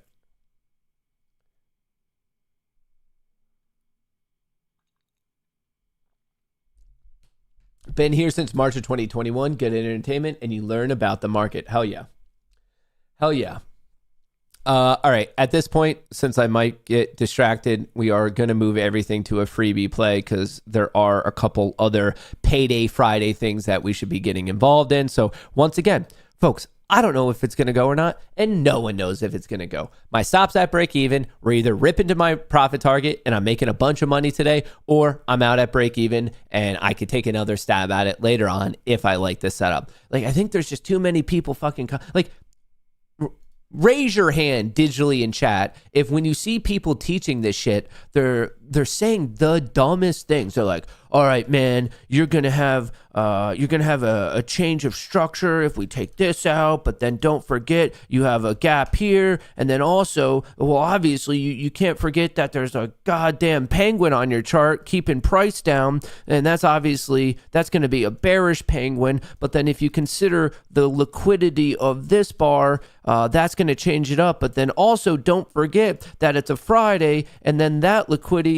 is going to be inverted by whatever this triangle is, and then obviously because the bearish penguin is within the triangle, that's going to have a completely different impact on whatever this liquidity is. And then obviously you have a PD array that's going to run all the way across, and then obviously clearly you're going to have to also do a little bit of a ghost feed, and that's see price might be going backwards, and so obviously price has to go up. Like, this is honestly, I might have just verbatim repeated exactly what you guys have been taught about trading. Like, it feels this fucking stupid, and every single time it's seemingly the dumbest fucking human being on the planet. It's always a 20-year-old who has 40 years of trading experience trying to pitch this dumb shit to me. Like, oh, inevitably, time and time again, I promise you this. When you see these types of explanations, it's a 20-year-old with 40 years worth of experience. They're massively profitable, but they're never allowed to prove it to you. And the entire gist is just a fucking trust me, bro. And what they do is they do this, and then they harp on one time that they were right. They're like, see, I called it, green bar. I fucking called it. I called it. And then inevitably, if you do the exact same fucking setup and try to show the opposite, they're like, nah, man, it's just because you didn't consider the fact that there's a circle on your chart. And obviously, when you put a circle, it changes everything. Like, that's how fucking stupid these kids are. And what's crazier than that is that, I don't know if they believe it or not, the more insane thing is that there are people stupid enough to fucking believe them. And you might be like, Matt, they're not stupid. Like, they just don't know what they don't know. And at first, I give you a break for that. I do. But then if you're still doing that trading system and you're continually seeing your account go down and down and down, no, then at that point, it is fucking you. Like, at a certain point, if you learn something and then you're applying it and it's not working, and you're seeing actually the exact opposite results, well, at a certain point, that is then you being dumb. Like, come on. The fact that people are falling for smart money concepts, fair value gaps, Payday, right? Like, all this stuff. Shut up. Like, dude, the fact that people think it works, no. What works? And when you see people pitching that and they're like, but I made it work. What they made work about it is they applied some generic idea, which, remember, the market's 50-50 on an intraday basis. And then they just got better risk management. That's all they did. They're like, I mean, I could pitch you the dumbest shit ever right here. I took this inverted fair value gap. I took this fair value gap, or whatever the fuck we're calling it these days. It's the dumbest shit that is just being regurgitated by people who did not come up with it, and they just renamed it, and then they sell you a multi-$1,000 course. They're like, look it, we dipped into this. You should have bought. Well, maybe. Or is it just a higher low, and when you buy it, you move your stop to break even and you ride it, and then if it goes against you, you're out for break even? Like, the fact that they think that's the craziest thing to me, at least, is that they think that they're really doing something. They think that they came up with this idea and they saw the matrix of trading that is better than someone else, when in reality, they barely passed algebra. Like, they barely got through high school math, and then all of a sudden, they think they're teaching the world on one of the most mathematically complicated things to ever greet mankind, and that motherfucker could not get through algebra 2? I just don't get it. I just don't get it. I honestly would put up my trading concept of this where did it go? I would put my trading concept of this penguin is holding down price to be more accurate than any of the shit that those like fucking wannabe 20-year-olds are trying to teach. Penguinity? Yeah, dude, obviously this is a penguin bar. And if you can't see that penguin bar, you just didn't sign up for my $10,000 class. Do you know how stupid this shit is? Do you know what I just saw the other day? This is going to be insane. I wish this was a joke, and then I found out that it's not a joke. This is the so-called biggest and best streamer in the space. $100,000 1-week course. He is trying to sell people a $100,000 1-week course. And I want to be clear. He has never showed proof of consistent profitability. Never. Obviously, we all have periods of profitability. You can point to individual trades, individual weeks, and individual months of profitability. But I'm saying, hey, for 1 to 2 to 3 years, show us your system, show us what you're doing, show us if you're profitable. This guy is one of the best marketers in the game. I would hands down a far, far better marketer than I've ever been, and probably I ever will be. But to try to turn your better marketing into the concept of selling 10 spots, trying to make $1 million for 1 week of trading, fishing, and making money, that's where our industry is getting. Is he a far, far better marketer than most people on this entire platform? Without a doubt, that is undeniable. But to try to teach people about trading where there is not a verified multi-year brokerage statement, what is happening in this trading industry right now? It's just we are giving people a platform who have done nothing to deserve a platform. Nothing to deserve a platform. There's no prowess or intellect in their particular field. It's just the proof of social media. Because they have a following, they get more of a following. And because they get more of a following, they get more of a following. And then because they have a following, people think that they're right. What? Like, holy shit. I just don't get it. I don't get it. You know, I think it could be as simple as look at the people who have clear success. Trader Kane, he got a $2 million payout. Jade Cap got a $2 million payout. There's other people like Rips who continually show their brokerage statements. Great. There are other people like, Deisa or whatever. He got an 800K payout. Brian Stonk gives daily updates. Like the people who are showing daily updates, Nutty Bar, daily trader reviews. There are clear people who are evident and they're transparent, not only just day over day, but they've been evident and transparent day over day in excess of a year. That's where I get convinced. I'm like, okay, I get it. These people who win the Robin Cups, the Marcy lady, great. For over a year, she had verified brokerage statements with whoever runs the Robbins Cup that she was at that level.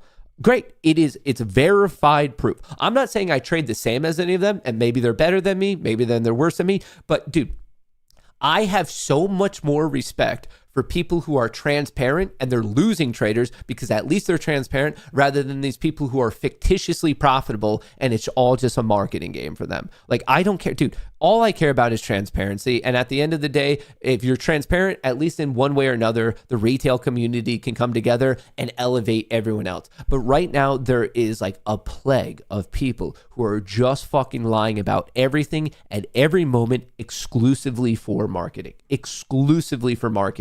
And maybe these guys are transparent. Like, for all I know, just to be fair here, what I showed you about Patrick Whelan, I've never seen verified proof of him having long-term success. It doesn't mean it could exist. Like, dude, you guys, literally tomorrow, he might just say, hey, for proof of this $100,000 course, I'm going to show you my broker statements for 3 years. And for all I know, the guy has made millions of dollars trading. It might be true. I'm not saying it's not. I'm just saying I don't know of the evidence to exist. So I also don't have evidence to the contrary.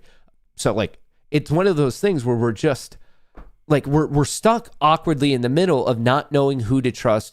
Do they have a social media following for that? Do they have it for because they're good at marketing? Because they're good at trading? Is it a mixture of the two? Who's the Scarface guy? Some guy literally just got caught doctoring his broker statements from Interactive Brokers. So he got completely destroyed. He was even on the Words of Wisdom podcast, and like he just got through. Like, dude, there's just so much bullshit in this world. Like so much bullshit. So I guess it's as simple as this. As much as stuff is easily doctored and manipulated and that type of stuff, I just want there to be more transparency. So I know there are people who trade live. To be fair, I do know Patrick Whelan does trade live. So like, hey, hats off to that. Obviously, I think there's a bit more transparency, and his show happens to be my show. But dude, when I'm seeing people sell a course for $100,000, like, dude, $100,000 would be an overvalue if Ken Griffin was running a course for a 1 week mentorship.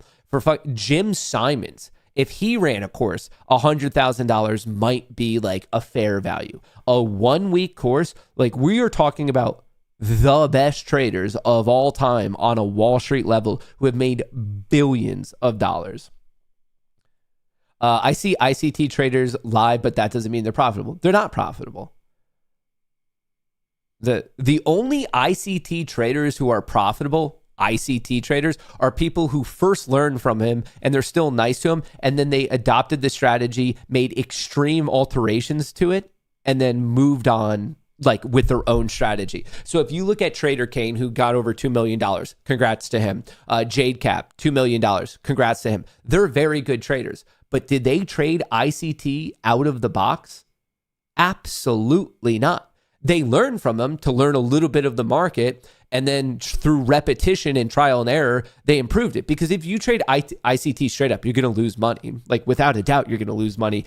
This has been proven like statistically multiple times. So this concept of are ICT traders profitable? There's a couple are profitable, and what's common about those profitable ones is they just like severely altered the system to benefit them, And if you're just trading it straight up, you're gonna lose money. Like without a doubt, you're gonna lose money. I think that's pretty evident to anyone who's paying attention.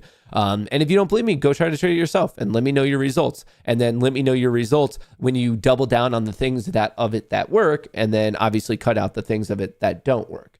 That one seems like a pretty evident way to manage this situation. Just so you know, speaking of trading, I guess I have nothing to pitch to you in terms of a special system.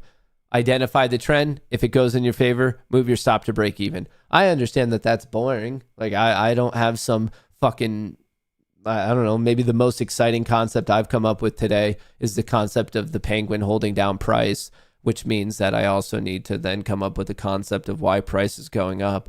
Well, price is going up because why would price be going up right now? Because of a magnet, maybe? Should we go back to the magnet? I mean, this feels to be as good and accurate as a statement that anyone else has made. We'll make a pretty cool blue magnet there. So the magnet was obviously fighting the penguin. Penguin held down price. That was a bearish penguin, as you could see from the setup. But then the magnet came into play and it pulled price up. And then obviously, it goes without saying, this is pretty rudimentary stuff, folks. Where I just saw, here we go, with the target is 25,000 flat. That's our sniper target right there. It's all rudimentary stuff, folks. It's all pretty rudimentary stuff. What is this? I trade with the Tony Perkis system. Pounds are gonna fly and fat is out of here, mister. I don't know what any of that sentence means, but hey, if you're making money, you're making money. Now you can charge 10K a month.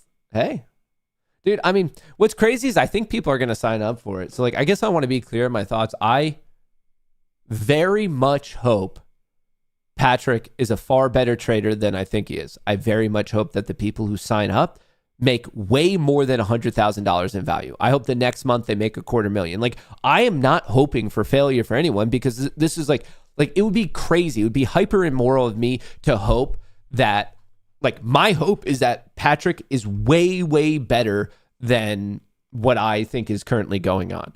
I've already said he's the best marketer. I think if you were going to do a marketing class, yeah, you might be able to learn a lot from him. I know I could learn from him. But for whoever gets like suckered into paying $100,000, it would be crazy for me to hope that it doesn't work. Like, that's just pissing away money. I hope it is the best fucking class, the best 1 week mentorship ever known to man. Because other than that, like, what the fuck, dude? What is going on?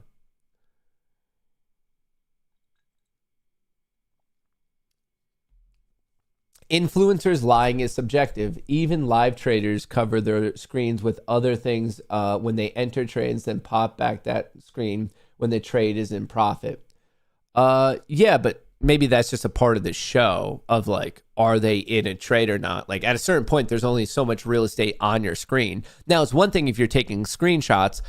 There's one trading streamer that I'm not allowed to talk about anymore who he screenshots all of his P&L, his alleged P&L, just perfect enough to do some photoshopping. And it's never his real accounts. But for me, like, I mean, at a certain point, like, there's just different things. Like, I could show you Bookmap. I could show you this. I think what's important, to be fair here, is this one about to lock in, is I think a fair way to look at it is the announcements of entries and exits appropriate? Because if it's in between the trade, you might just have other things like going on. But I think in terms of transparency, the key thing is, like, when are you actually getting in and when are you actually getting out? I think that's like a fair, happy medium, because at a certain point you can't show like, I mean, I have 3 monitors right now, and like, do I switch it up? Do I show you my Weeble? Do I show you my book map? Do I come back? Do I show you my Penguin and my Magnet and my Target? Do I show you this? I think, and that's why I try to do the audio feedback of where you can see like order filled. And if a day like yesterday, like I try to keep you guys apprised. I'm like, oh, I'm updating my risk. Oh, I'm adding another one. I try to let you know in my long or short. Like, I think that's the fair way to do it. I mean, the only thing better than that would be, what, do I invite you guys all to my apartment and you just sit in the room with me? Like, and we just do it live that way? Or maybe I set up a whole nother secondary meta stream where you guys like watch me watching myself. Entry is far less important than the exit. I agree with that, actually. Generally, your exit is going to be the major determination of how good you are at this game, not necessarily the entry, which is just another way to say risk management. But I mean, if you're trying to throw shade on my trade, I've been in since 1017. It's now 1044. I'm trying to lock in the FFNs at the max value on the day, which is 1,500 for these evals. FFNX, I've already maxed out, so there's no like advantage in me pushing those. On these FFNs, I'm going for 1.5K net, which is perfectly here. And it did get rejected at 47. I need 51.25. I should probably move my risk up on these. Okay. And then for my bigger or my smaller Apex, or bigger, I guess they're the 150K accounts, but they have less profit. So I don't know if to call them bigger or smaller. They're looking good. I mean, they were break even coming into this, and they're up about 2K. So these Apex right here, Apex, they're looking good. Where's my take profits? No.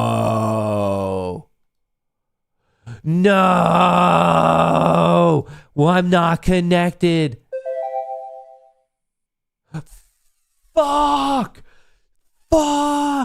Are you kidding? This is the worst day ever. Data issues. I'm sorry, Piper. I just freaked Piper out. She got mad. Son of a bitch, dude. Well, this is why you guys shouldn't listen to me. This is why you should not listen to me at all. I guess for all the shit I'm talking on everyone else, please understand that I'm still worse than them. Please understand that I am worse than them. So as a person who is a fucking dipshit, I'm just commenting from experience. I'm not virtue signaling. I guess I'm in the dipshit category too. Wow.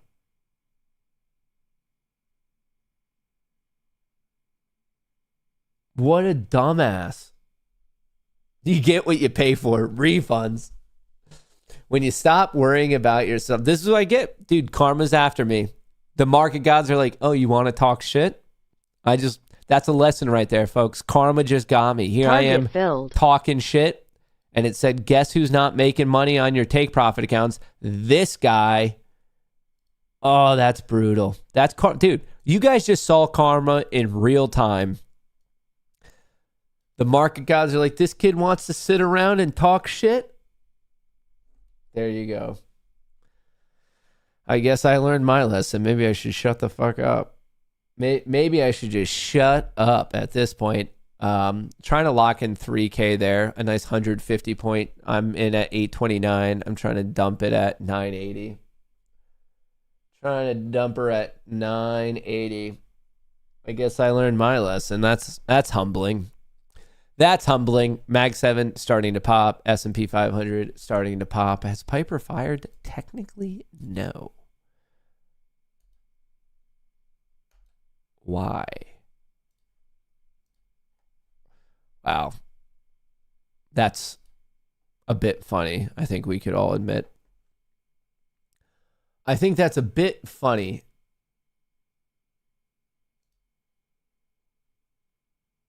Piper. If you're in the Discord, I'm trying to get this in for you ASAP. What is today's date? Today is the 6th. Piper.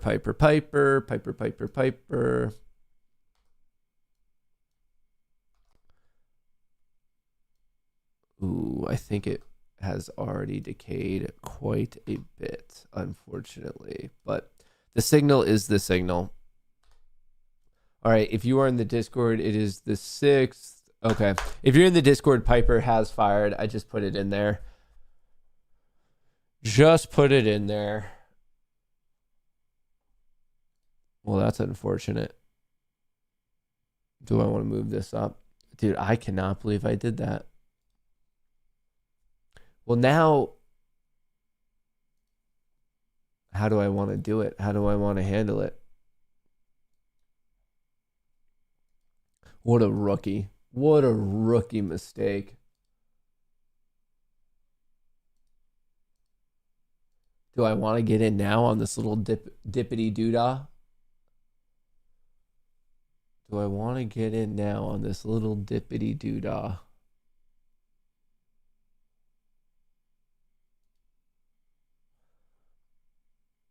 What's that low? Maybe we bounce off. I'm watching this 900 level. I shouldn't let it go that far below it. I'm going to move up the stop on these. So no matter what, I'm guaranteeing myself $1,000 on those accounts. The ones that I should have been here with the take profits and I'm not. That's a bit of a bummer. That's a bit of a bummer. All right. When I finally decide what to do with this, I do want to remind you we are doing the Payday Friday. So like, retweet, and follow on Twitter. We're giving away 10 prop accounts, 5 from trading Lucid for futures, 5 from Vanquish for options. So shout out to those guys. Filled. Oh, just got knocked out. Let me pull that order. Canceled. All right, cool. We're looking good. I mean, on the FFN accounts, locked in 1,000 on 2 of them, and then 1.5K on 3. And then on all the other ones, it should be 1,000 each. But instead, I did not do it on the take profits. So that is a wee bit of a bummer. And on that note, it does kind of honestly free us up. I can't believe I disconnected. It was all in that data drop that I must have not hit the button to restart there. That's a bummer. Where am I at? Well, you know what? Let's get rocking with this Payday Friday giveaway. So we're going to be doing some on Twitter. We're going to be doing some on Discord. If you want to get into the Goonie Trading community, goonietrading.com. If you have any issues whatsoever, reach out to me, hit this contact button, and I will personally respond to you. Shout out to Vanquish. We did crush it 2K with them this morning. Actually, I should be thanking you guys for that. Before we get going, yes, the SPX did just take a hit, and the Qs did just take a hit right there. What do we have going on with respect to momentum? 5 minutes bullish, 10 minutes bullish, 30 minutes bullish, 5 minutes bullish, 10 minutes bullish, 30 minute is bullish for the moment. Actually, I want to zoom in a little bit. Are we going to be retesting here? Interesting. I want to know if are we just getting a classic run of the mill higher low, because if so, I want to take advantage of that. All right, let me get the Twitter picker.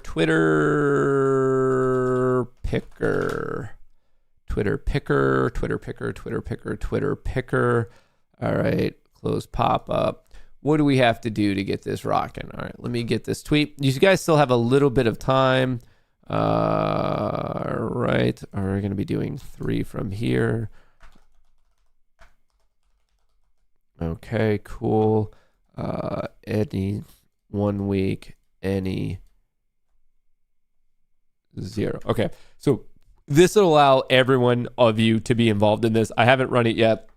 I kind of want to get some music popping in the background here, just something fun to listen to on this beautiful Payday Friday.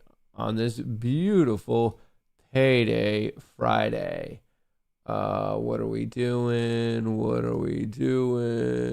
Let me see. Here we go. A little bit of tendies and tunes. To set the mood, if you will. All right, let's get rocking with the Payday Friday. let's let me get the Discord one. I always forget how to do this bot. General chat. Giveaway. Was it slash giveaway? Yes. Duration 3 minutes. 7 winners. Racer. All right, I'm gonna get this rocking because you guys are gonna have a little bit more time. If you are in the Goonie Discord, it is rolling. Oh wait, shit. Duration 3 minutes. There we go. It is live. If you are in the Goonie Trading Discord, all you have to do is enter giveaway. Once again, ends in 3 minutes. There's 7 winners. Go, go, go. Everyone. Go. All right. It is live in the Discord. You have 3 minutes to figure that out. And in the meantime, for all the Goonie Twitter picker people, 3 people like, retweet, and follow, and everyone is included. So let's get rocking with that. We are searching. What we're doing is the 10 winners picked, the 3 and the 7, all get a prop account. And then from there, we're going to be racing all of them to basically find out who's the fastest marble racer. And then from there, obviously, we're doing a bit of a cash giveaway as well. All right, we're saving that. So congrats to Gen X adminship and Yvonne. Gen X looks like we have a shark. Adam looks like an Adam. And then also we have a little Tom and Jerry action there. So congrats. You guys all got a prop account and you're going to be in the race. So that is 3 of our 10 competitors. Once again, congrats. Looks like someone from Florida. Looks like someone from Nebraska. And someone with no location. But congrats. You're in the race. You've won a prop account. Congrats to you. And we are just waiting on, I guess, how much time to pass here? In a minute. A minute. It ends at 10:56. So if you're in the Discord, get going. You just have to click that box, and then we're going to have all 10 of our competitors. We're going to have all 10 of our competitors. In the meantime, obviously, a shout out to Vanquish, code Goonie, 50% off. And you also get a free eval. Lucid, code Goonie, and you're going to get 40% off. Lucid's for futures. Vanquish is for options. On Lucid, I do like the flex. And on Vanquish, I do like the advanced accounts. And just because we're here, like I said, if you have any questions on the Discord, reach out to me. There's a giant contact button, but just GoonieTrading.com. Looking at the options flow, ooh, it's starting to pick up. Starting to pick up. Do we get our winners? Did it go yet? 29 seconds. 28. Go, go, go, go, go, go, go. As fast as you can. As fast as you can. And then we're going to get rocking. We're going to get rocking. We're going to get rocking. Let me get the game going. Games.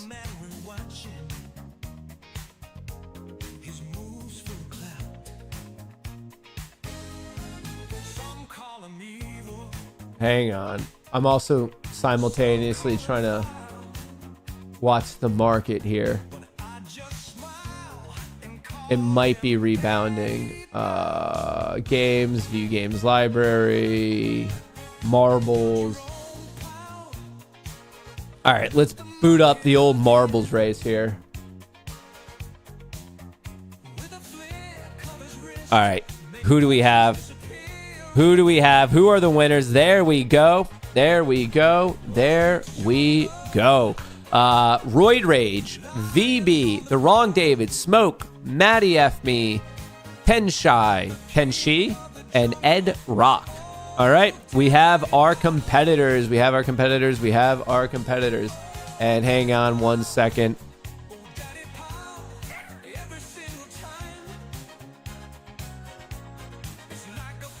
Order submitted.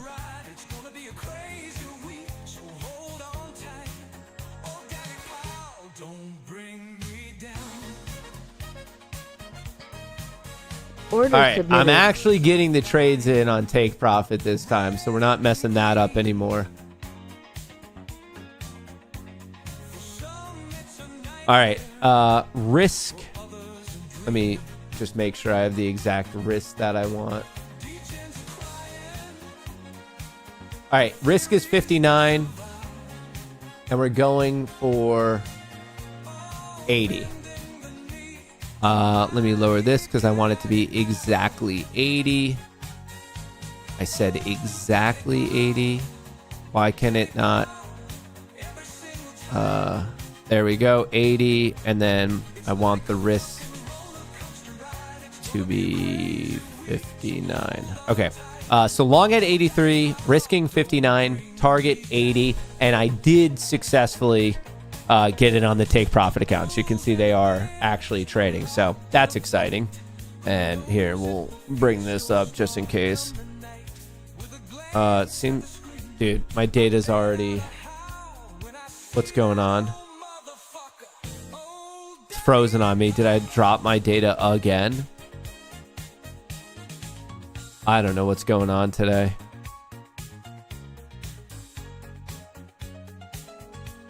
Should I just move it to break even? I'm wondering if I should move it to break even before we actually do this, just to take all risk off the table. Well, hang on. Let's not over-engineer this, you know? Random map. All right, we are doing Fear of Heights. There's going to be 10 of you. Let me set up all of the racers. Add names. Blah, blah, blah, blah, blah, blah, blah. All right, 10, 10, 10, 10, 10, 10, 10. All right, who do we have? Royd Rage. We have VP. We have the wrong David, who maybe if he wins this race will be the right David. We have Smoke. We have Maddie. We have Pen Shy. We have Ed. So those are all from the Discord. And then obviously from Twitter, we have Jen, we have Adam, and we have Moa. Jen, Adam, and Moa. Let's get that ready. Jen, Adam, and Moa. All right, finish. We did a random one. We have this. All right, let's get booted up here.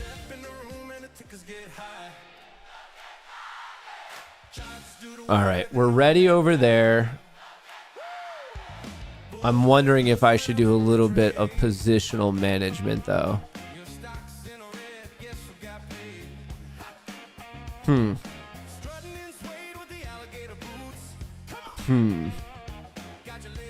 Folks, I need to think, which is a dangerous game for your boy.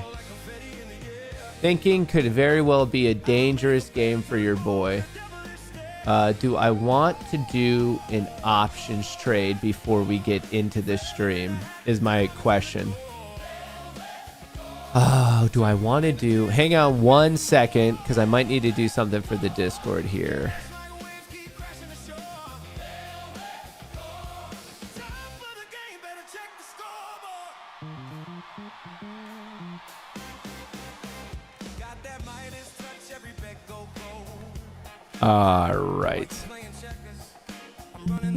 All right, I did just place a trade in the Discord, so hang on, let me just do a little slapperoo in here. Let me just do a little slapperoo in here. Some form of a breakout. Hang on, if you're in the Discord, I am copying and pasting as fast as I quickly can. I've kind of lost the Discord. Where's thick trades? All right, we did that. My apologies for the stall out. It's just in the Discord, I obviously paste my trades as quickly as I can. All right, so that's in there. And then I should probably also be... Do I want to do anything with swingers? I feel like the market could pop while I'm not paying attention to it, and I would love to take advantage of that. Sell, put... Okay.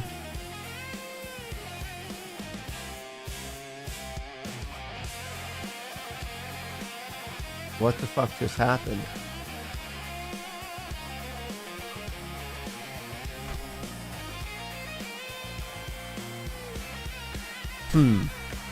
I'm making some some bold opinions here.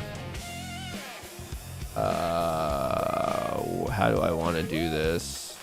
Maybe I just let it ride a little bit. I mean, are we legit recovering here? Like, what's going on? Are we going to hit this target that I so perfectly laid out for you guys? SPY daily.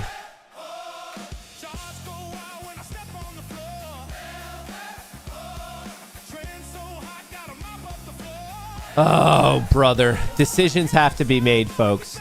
Decisions, big decisions have to be made.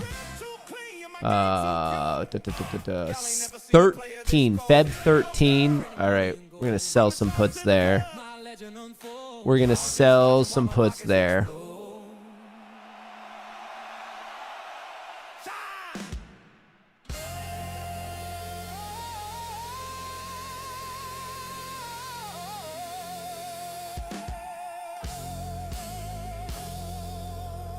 All right, I'm making some executive decisions on this one.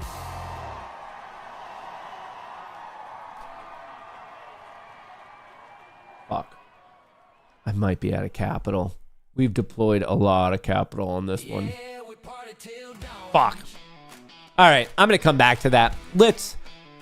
Let's run this. Let's see who's going to win. Let's see who's going to win. All right, now that you guys have my full unbridled attention, are the positions good? You guys were supposed to be watching my positions for me. Oh, we're good. Yeah, duh.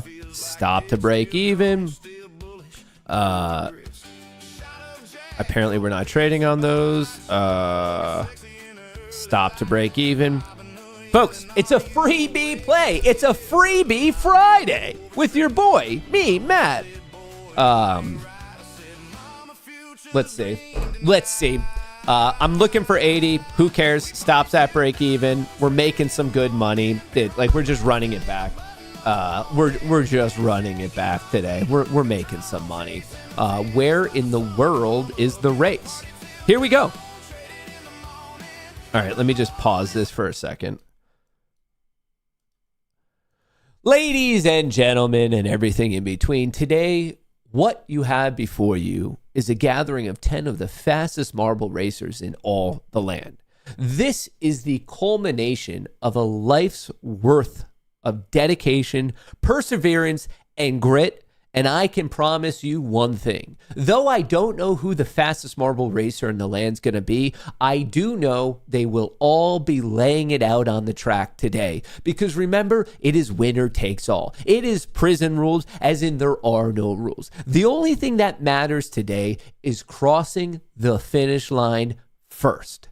It doesn't matter if you win by an inch or win by a mile. Winning is winning, says the philosopher, Mr. Vin Diesel. Folks, please join me. Do you want me in the bottom right or do you want me in the bottom left? Which side should we be in?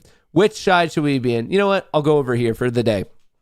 So before we get going, as we always do, who do you guys think is going to win? Who do you think is going to win this particular race? If you had to put all of your money on the line and pick one individual person, who would it be? What are the betting markets? What's the Kohrs poly market showing for this particular race? Who do you think has it in them to really win this? Roid Rage, your mom, the casino, VB, Target Smoke. filled. Oh, fuck. Hang on. Just so you guys know, I got my targets. Orders. Cancel all. So there you are, making 3,000 on some accounts. All right, 3,000 on 1, 2, 3, 4, 5, 6, 7, 8, 9, 10. So 30,000 there. 1, 2, 3, 4, 5. So 5 times 2. So that's 40,000. 40,000. So I made 45K today. $45,000 locked in right there. Bada bing, bada boom.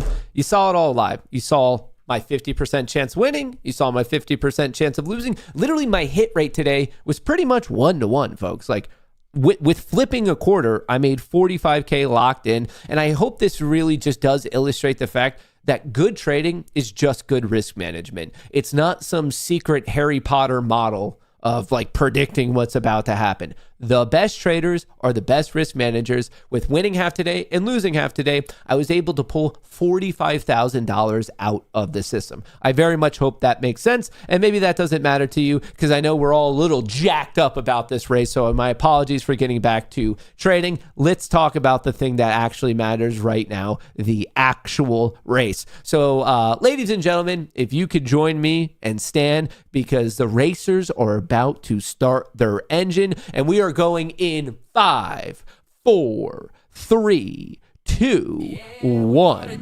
We are up. Who's making the first move? We're going up, we're going down, and it seems as if everyone is going through the octopus tunnels, and Adam very far behind the race and Jen leading the race. Ed and Jen taking the right path, and as the name of the track goes, I hope you are not afraid of heights. Dude, Jen is slicing through these obstacles like no other. Will anything slow Jen down? A little bit of a hiccup there, a little bit of a hiccup there, but yes, Jen is leading. Dude, just like a ballerina. Oh, Jen, no!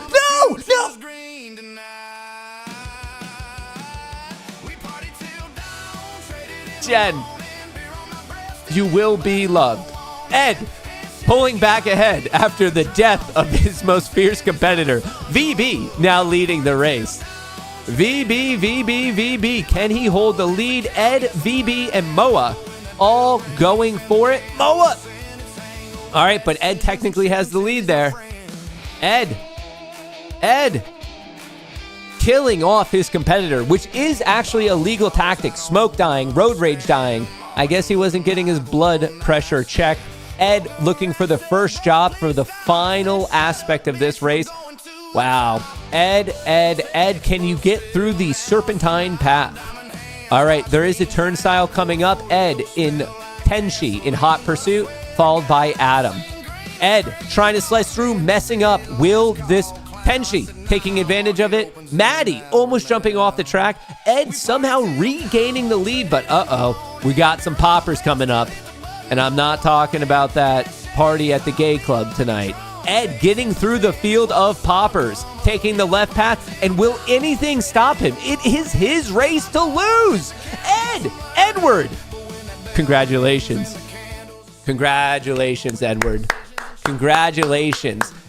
It was a bold tactic to literally murder your number one competitor, but you got to appreciate the grit. You got to appreciate the grit of, hey, he said prison rules, and Ed just goes up and takes out Jen like no other. What a race. What a freaking race Ed was able to put in there. Ed, obviously, I will be reaching out to you to give you your winnings of the day. And to all the racers, I will be reaching out to you to make sure you get the prop account. So be on the lookout for either an email or a DM or some message from me today. Ed, you especially, so I can get you your money for the bar this weekend. And, you know, even though not a winner, I think we should give a special round of applause to Jen, because it was Jen's race to lose, and Jen did lose it, but it was in such a brutal fashion that for some reason, I just feel like we should pay a little bit of respect to that. So shout out to Jen for putting up a valiant fight, but nonetheless, got the best of them. Got the best of them. The track, obviously, it said, it forewarned everyone. You were not allowed to have a fear of heights. It was a brutal one. It was a brutal one. But thank you guys for all participating. Obviously, a specialty shout out for Vanquish, Option Sim Defunded. Shout out to Lucid, Future Sim Defunded. So if you want any of those, code Goonie. And then obviously, if you want to participate within the Discord, GoonieTrading.com. If you have any questions, comments, or concerns, reach out to me and I will directly respond to you. I try to get back to everyone within 24 hours, and most of the time, I'm getting back to you within an hour. So if you have any questions, comments, concerns, reach out to me there. It comes directly to me. What else is going on? What else? Oh, dude, Toby Kohrs. He makes you feel some sort of way. He really, really does. Market is looking strong. 5-minute momentum, 10-minute momentum, 30-minute momentum, all bullish. 4-hour is trying to go from bearish to bullish. 5-minute on NQ, 10-minute, 30-minute, 4-hour. 4 hour is the only bearish one. All the other ones are bullish. We are coming up to that key technical psychological level of 6,900. Do not be surprised if on the first attempt we get rejected. That it's just a key level. It's a psychological level. It's a technical level. And as I could show you right here, it is a gigantic positive gamma node. It is not so surprising trading from the south to get rejected at those nodes. So please get prepared. Maybe we do go from there. My next target would be 69.15 and from there 69.30. But we're ripping through the negative gamma. Let me show you the start of the day until now. We started off in negative gamma. As you can see, we were just always pushing on the upper bound. And then as the positive gamma is like really consolidating on this level, obviously the market makers are honing in on it. And so are traders, rightfully so.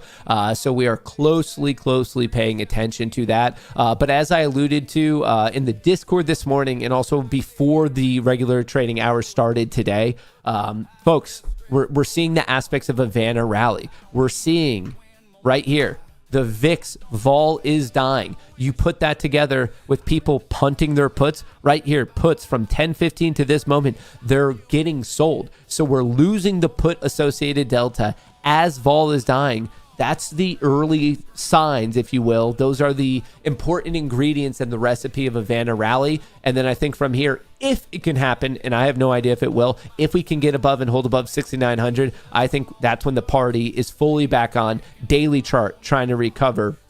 Yes, the NASDAQ has more distance to go. Bitcoin popping 10,000.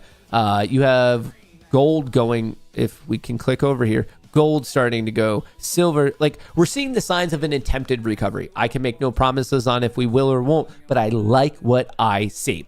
Folks, that's what I have for you today. I'm going to go spend the rest of the day in the Discord. So if you want to join up, goonietrading.com. Like I said, you can reach out on that contact page if you have any questions for me. Overall, pretty solid day. I'm still actively in an options position that the Discord knows about. I'm currently up 1.1K there, and that's on like, it started with a 30K account, so percentage wise it's pretty good, growing to 50 right now. The swing plays are finally looking safe. I like that. And then obviously on futures, you guys witnessed the entire return of $45,000 today. So that is a great way to wrap up the day. It's a great way to wrap up the week, and it's a great way to get rocking on February. So I'm feeling pretty good. We're going to be posting some update videos over the weekend. We are going to be streaming all of next week. Oh, folks, before you go, if I could ask you one gigantic favor, I only need 9 more of you to follow this page so I can start streaming on Facebook.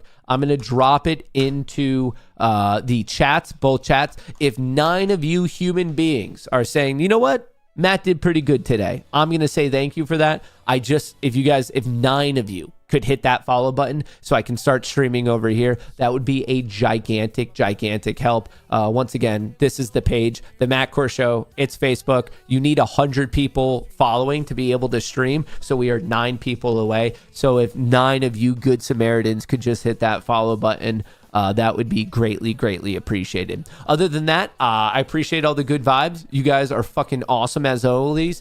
You made me $2,000 trading options today at Market Open. You guys are on the ball. Great way to wrap things up. Thank you. I'll catch you guys on the flippity flip. I hope you make a shitload of money today. Peace.